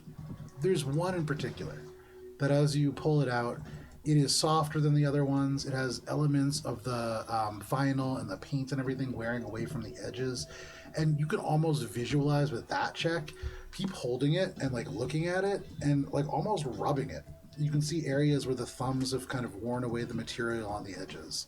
This mask is smaller than some of the other ones. It's one of the smaller size, probably for like a Yosoki or similar size creature.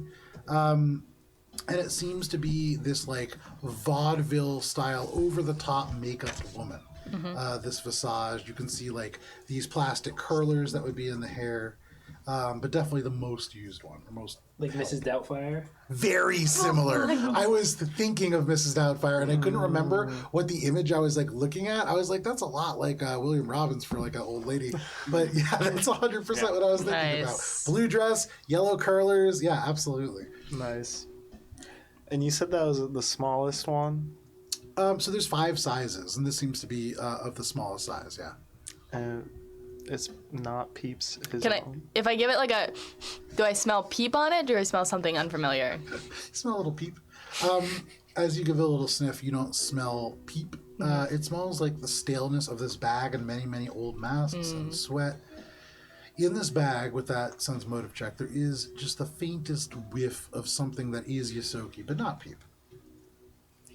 I put it down. Okay. And pick up something else. You know, you can choose whatever you want. I think Gibbs, if you're gonna go in and talk to him, you probably don't want to wear a mask. If he already knows you, probably just want to be. No, I know. I was just thinking backup plans is all. Yeah. But you could take whatever you want out of there. The other thing is, if this does go sideways, and I already gave this to some of you, but he opens up one of these crates, and inside you see a row. There are 4 remaining silenced semi-automatic pistols. Nice. These are created by a company that is called... Give me 1 second here. These are created by a company that is called Brutus, Bruitis. This is an old USR brand. And so they are nice weapons. These are level 7 semi-automatic pistols with level 4 Magitech silencers.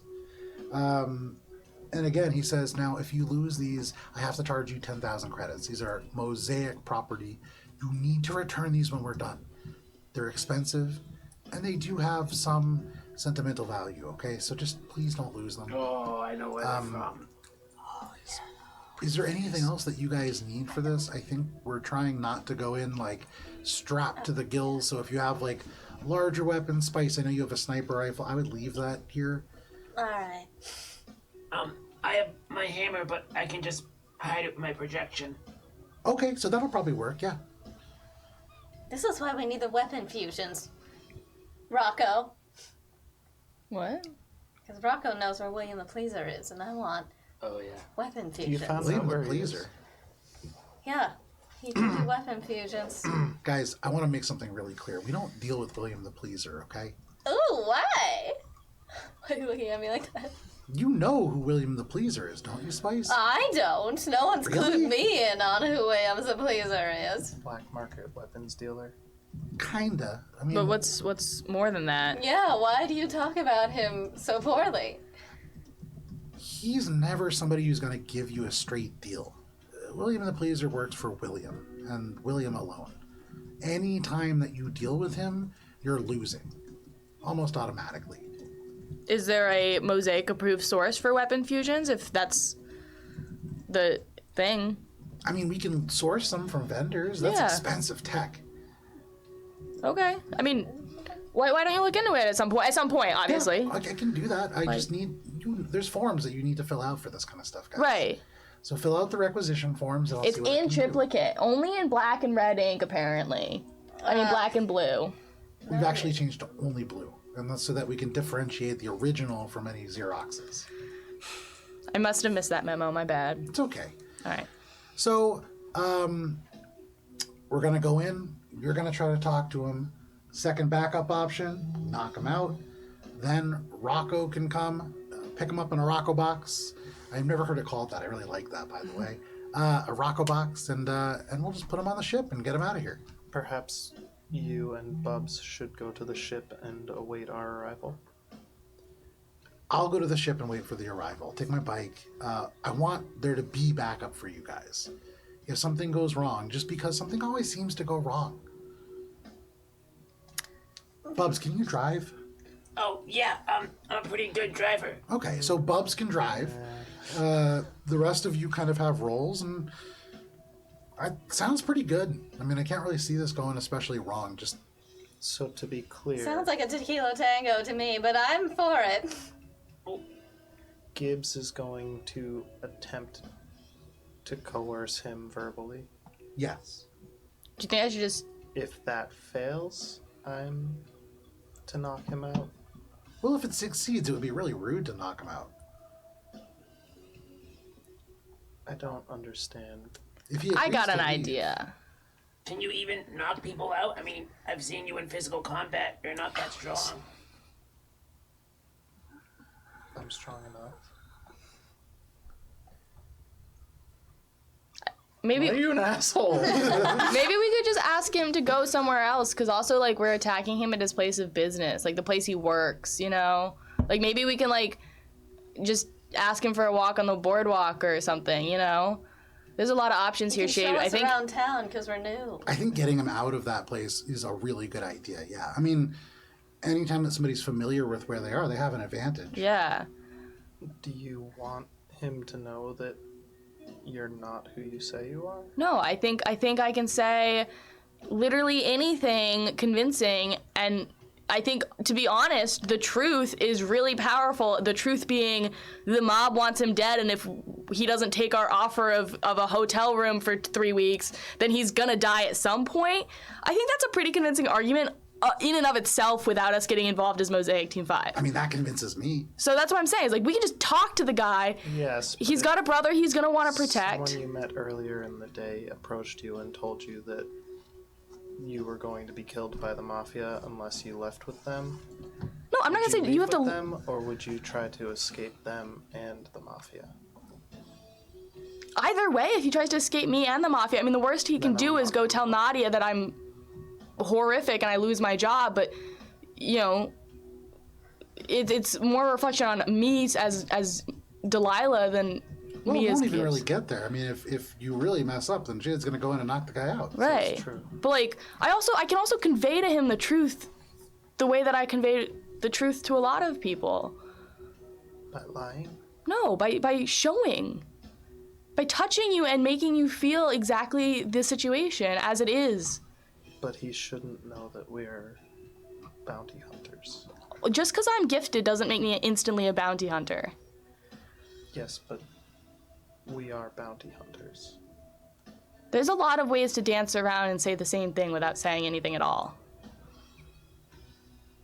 I'm just saying, it's so convincing. You can just tell people It's mind. the truth. And, like, if he has a poor reaction, then yeah, we go in guns blazing. But if he has any amount of logic to him, maybe he'll find a way out of this that he can work with us. He probably doesn't want to die. Gibbs, have you ever considered being captain? I can't sign my own paperwork, and there's not enough accountability if you have the medical officer. Well, you wouldn't be the medical officer. I can't give that up. You can't ask me to give that So, up. like, immediately he's like, oh, okay.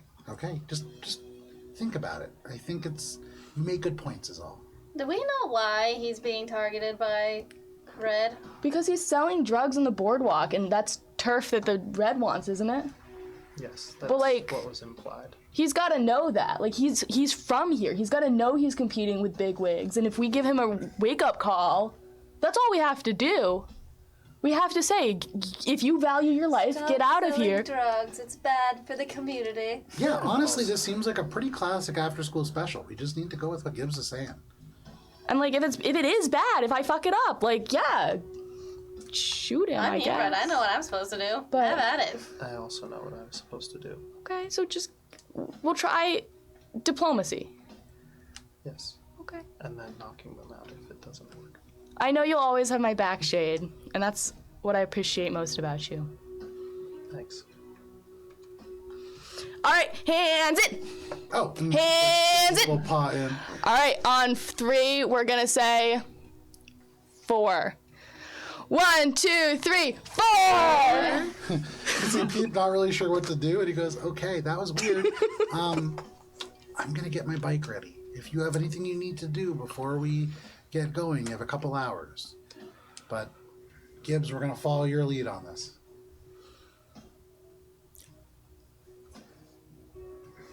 He awkwardly gives you a little fist bump. Oh, my bones. Oh, my knuckles. My phalanges. But he That sounds like goes to something work. Kev would say. Yeah, it does. My phalanges. But you go and you see him go work on his bike.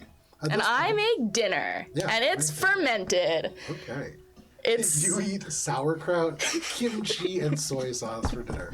It is edible. and pickles. Pickles. Take Squeak for evening walk before we. I'm gonna put him in his crate. Presumably he has a I crate. do want to commend you. This is the longest that you've ever kept a pet alive in any role. I am making. Squeak is part of the crew. No, I think it's great. Squeak doesn't die.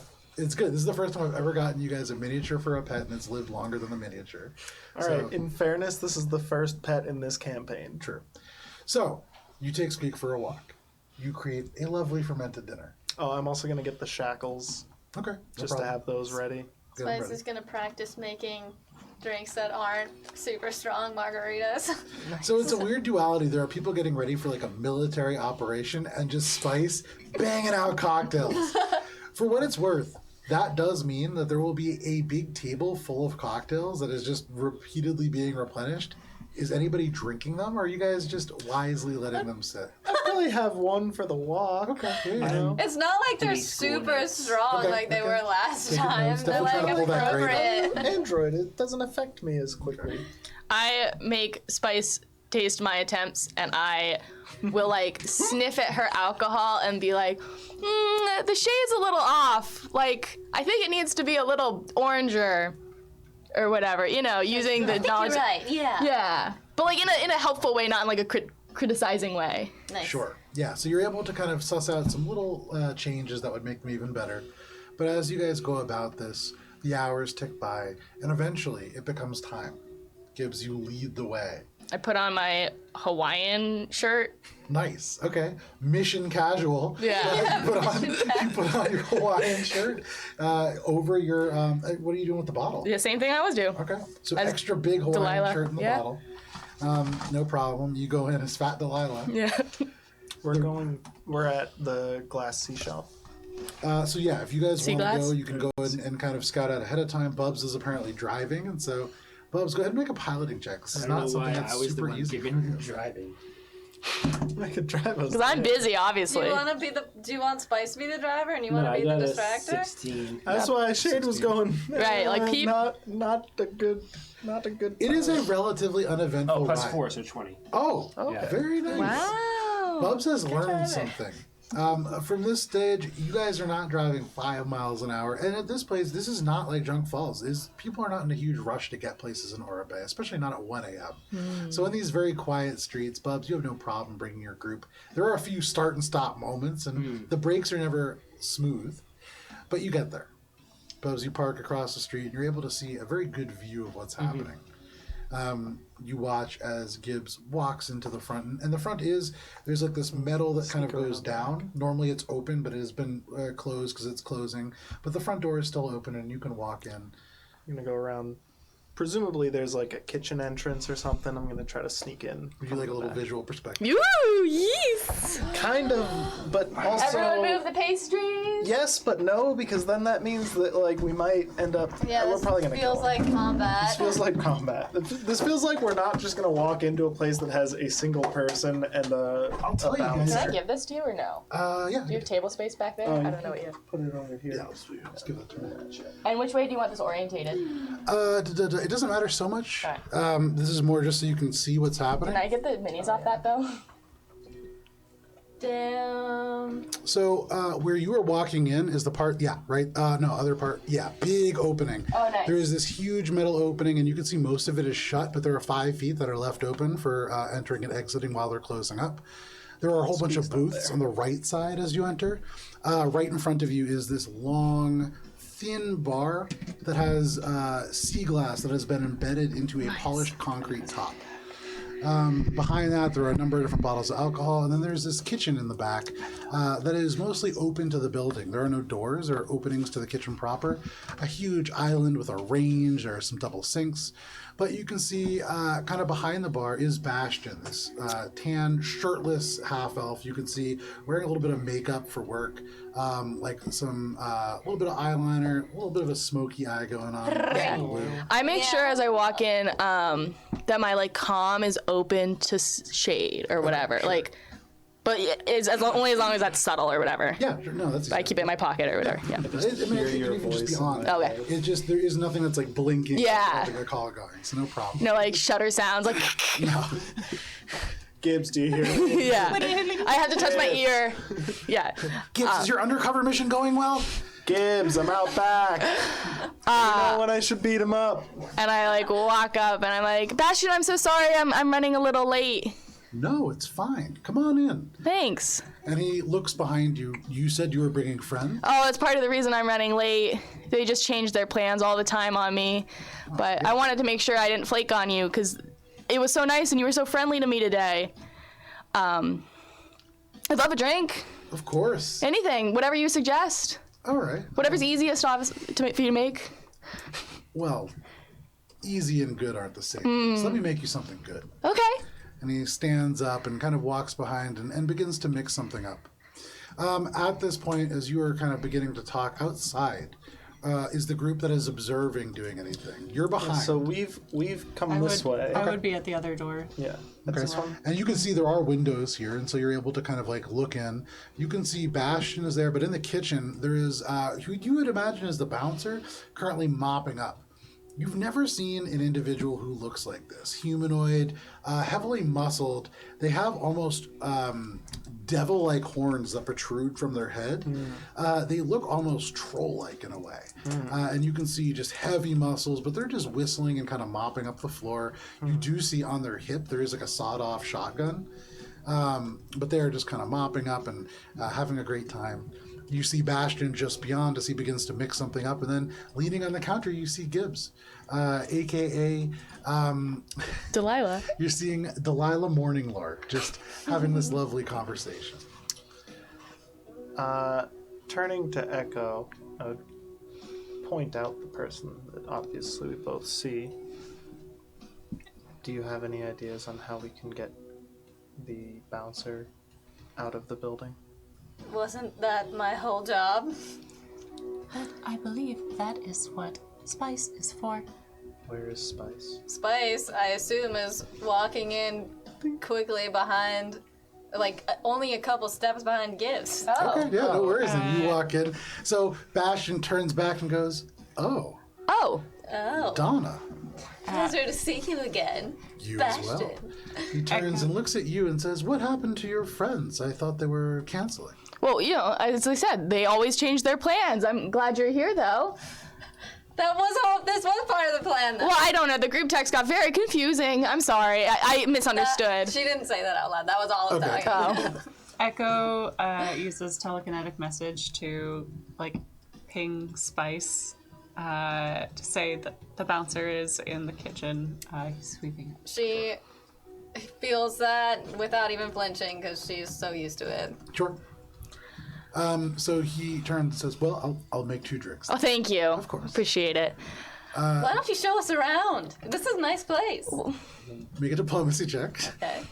You can see he has like 2 bottles of alcohol. He's like ready to. He's like, so they all had the little nipples that go on the alcohol thing before they close. So he's like he's like doing all this specifically for you guys. Right. With these bottles, now you ask him to show you around. Oh, well, maybe I wouldn't do that if he's like midway through. No worries, no doing it. worries. Okay, well, it's a 16. Okay.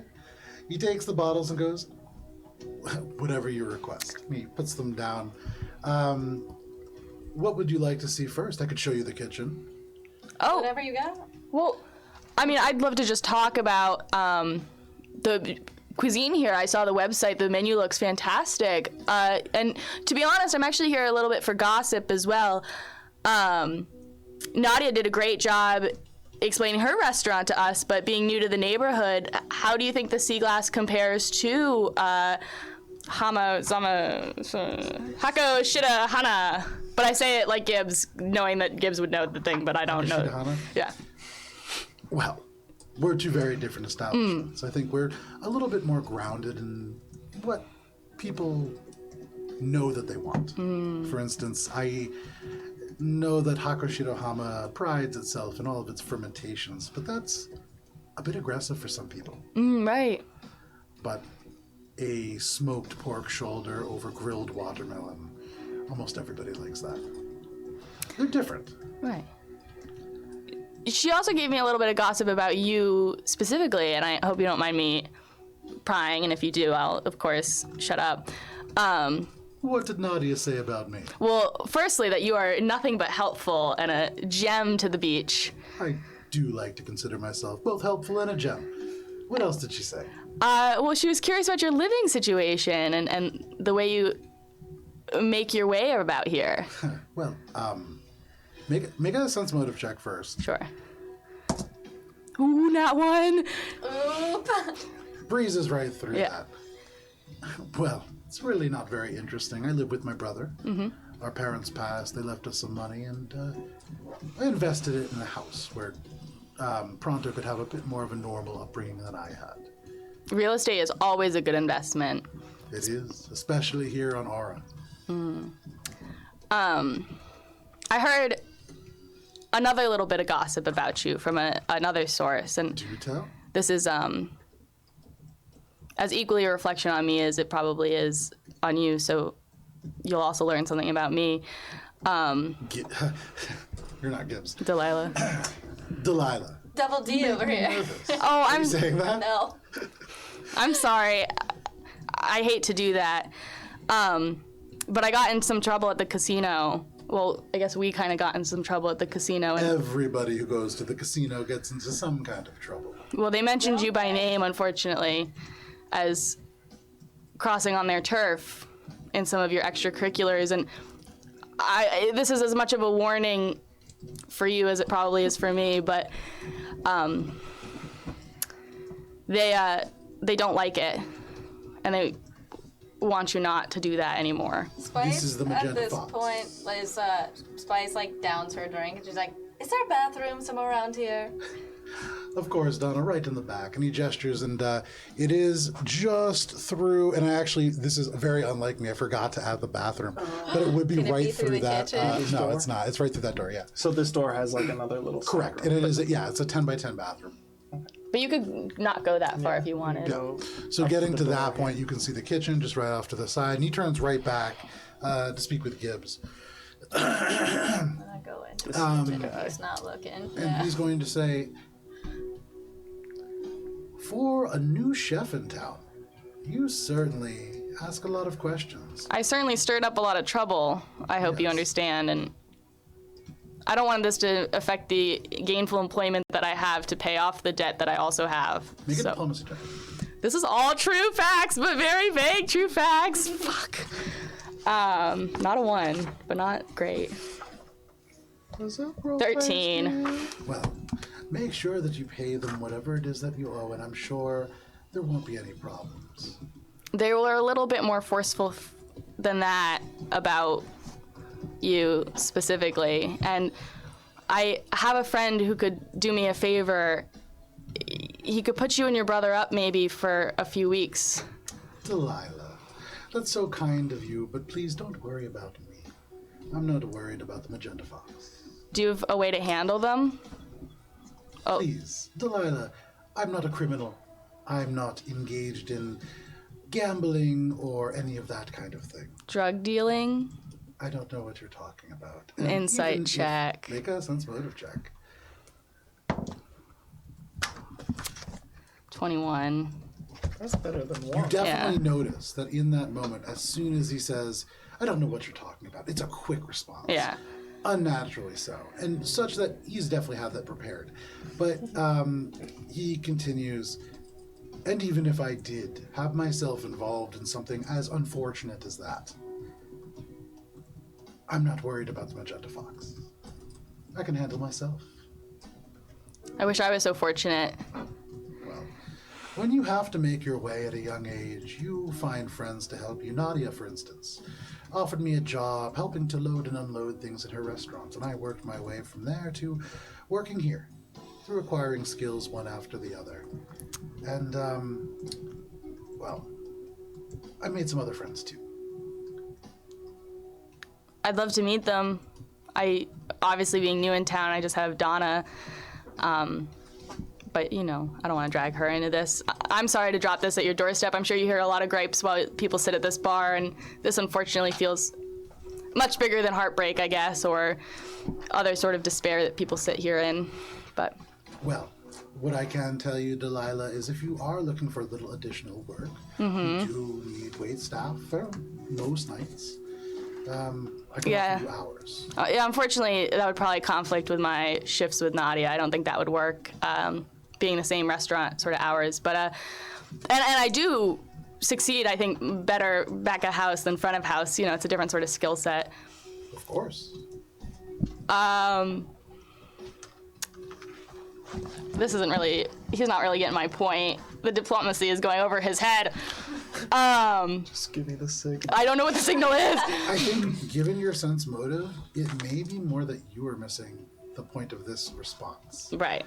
However, Delilah, as all of this is happening, Donna, what are you doing? So Donna goes into the bathroom, doesn't actually need to go to the bathroom. Yeah. Comes out, like quietly shuts the door behind her, like, looks around, sees that, whatever his name is not... Horn guy? No, not Horn Guy. Bastion is facing Gibbs, and she's just gonna slide right into the kitchen. Okay. You slide right into the back of the kitchen and Show herself around. Yeah. You see this guy looks up. He, like, gives you this strange look, and you see he pops out, like, 2 wireless earbuds, and he just goes, "You're not supposed to be back here." Oh, hey, I'm Donna. We're friends of Bastion. Oh. Make it, this is a... Bluff You're not friends with him? Yeah, this is a bluff check. Well, gladly. Oh yeah, you have no problem lying. Gibbs has problems lying. Okay, so that is real high. It's 15 plus 6 plus This guy also seems pretty bluff, willing to 15. believe. So 36. Oh, Bastion's friends. The box is over there. And he turns and he points, and you can see it is this black leather box. There are these intricate locks that are attached to them, 1 digital, 2 mechanical. And it seems suspiciously well prepared for just these random friends that you had no idea about. Oh my gosh, that looks so heavy. Could you help me carry it? I'm not supposed to touch the money. Oh, of course. Well,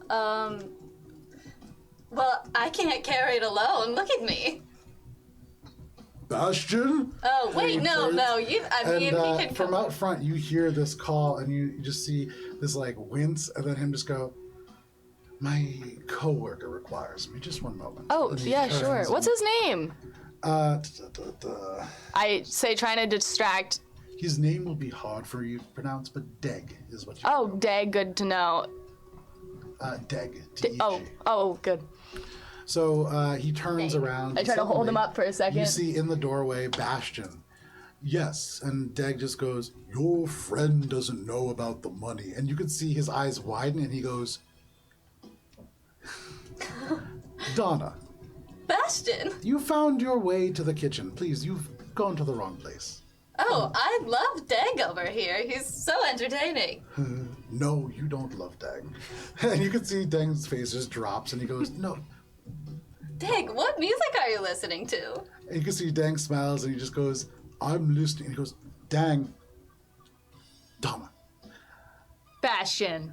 He turns, and you're just like standing at the doorway. And I make eye contact with him, like indicating that I know that I've heard, like, we just had that conversation. I just heard like the whole conversation, so I like make like squinty eye contact with him, like Okay. Bastion. And you can see he goes, friends, we found ourselves in a bit of an awkward situation. And I'm trying to save you from an even more awkward situation. Can you trust me? I know we just met. Can I take your hand? Delilah, this is the thing. We've just met. Right. I'm not worried about the Magenta Fox. I really, really, really think you should be, because they're hiring some really intense people Let's to come imagine. after you. For a moment, Delilah, that I was involved in something a little bit more shady than just the bar and service industry. Where would that shady business be coming from, I wonder? Perhaps a larger source. Perhaps a group that would help me be a little bit less worried about the Magenta Fox. Perhaps the Magenta Fox needs to be a little bit more worried about their own business. I heard they lost a bunch of people recently. Well, maybe that's why they're outsourcing. I'm trying to look out for you. I hope that that's coming across here clearly. It's really, I'm not trying to offend you or diminish Delilah, you. I'm not even sure if that's your real name. I feel as if there is an alternative motive here. A little bit, but I've confessed to my own troubles as much as I'm a little bit comfortable with. But let me just get back to you, I guess. I hope to see you around Nadia's place. I think while they're having that conversation, Spice is just like, she looks at Dag, who like maybe still has one like headphone in, and she like, You see Deg goes, pop too, which is like a hip hop group, but he's just like trying to tell you what he's listening. she like reaches over and tries to put it in her ear. Like I'm imagining them like sitting against the back wall at this Yeah. point, and she's just like listening to pop too. He gives you one, and it's just like this loud, almost like it's hard because in a way it's very upbeat and like lifting, but the voice is so angry. Like you've never heard something like this. This is not Lashunta music. This is not human music. You kind of Would like it be look in a at his language that maybe communicator. she understands? This is it's in common. It's just so gruff and weird. As you look at it, on the front there is a Farron. This is like Farron hip hop rap, and it's very weird. But you listen to it, you can see Dag is like smiling and like And she is just so like into smiles it. back. She's like, yeah. Yeah, but no problem. Okay. But Bastion kind of says, "So I'm not worried about Yes. Magenta Fox." Well, I'm grateful for that. Really, truly, truly grateful. And this drink was lovely. What I So would caution you about, though, please. in engaging in this sort of thing, you're giving me a lot of information that perhaps you're not looking to give me. The Magenta Fox, as minor an organization as they are, they don't just offer to a cook a hit job, so to speak, which is what the scene. Well, I overheard it more. It wasn't to me directly, but that's probably true. I should stop talking. Yes. I think while this is going on, Echo like tries to watch and see like how Echo and distracted Shade, make Dag a is. perception check. Well, I think I've been listening to the Yeah. whole thing. Sure, make a perception. But I'm Gibbs is like, I'm like all of all right, this you when's the perceive- we have way when's more the information time than we had to prior. jump in on this? I don't think we need to jump this guy 17 specifically. for Echo. 25 for Shade. With a 17, you're real focused on this, and so you're like seeing everything that's happening. You're tracking Dang, you're tracking Spice. You see the whole interaction with the headphones.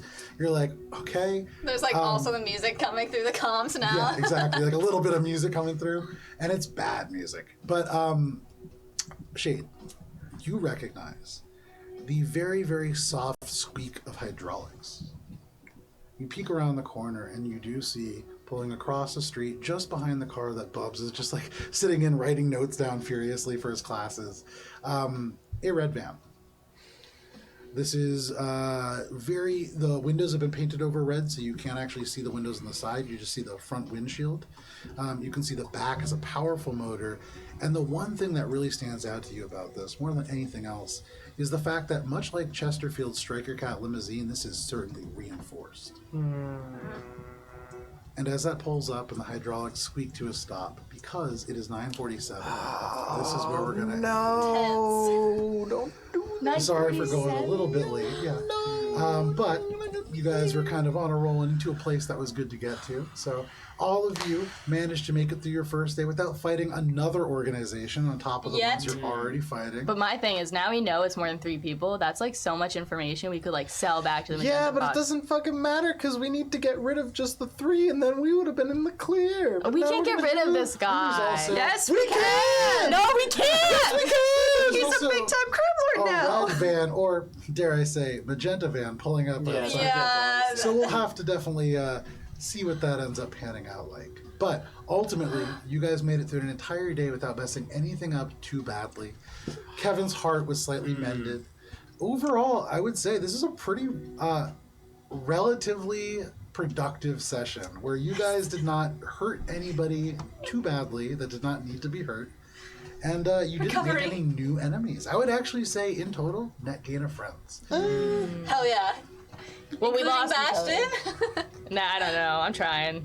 I think it's working. You guys had a really good run with Bastion, and then he started getting a little suspicious, and then you gave him reason to be really suspicious. Yeah. Unfortunately. You should have just taken the money and run. Yeah, but thank you so much for hanging out with us. I saw that there was a raid, I think. Thank you guys for raiding us. It's hard for me to keep up with the notes and everything, but I appreciate everything. You know, everything that we do here.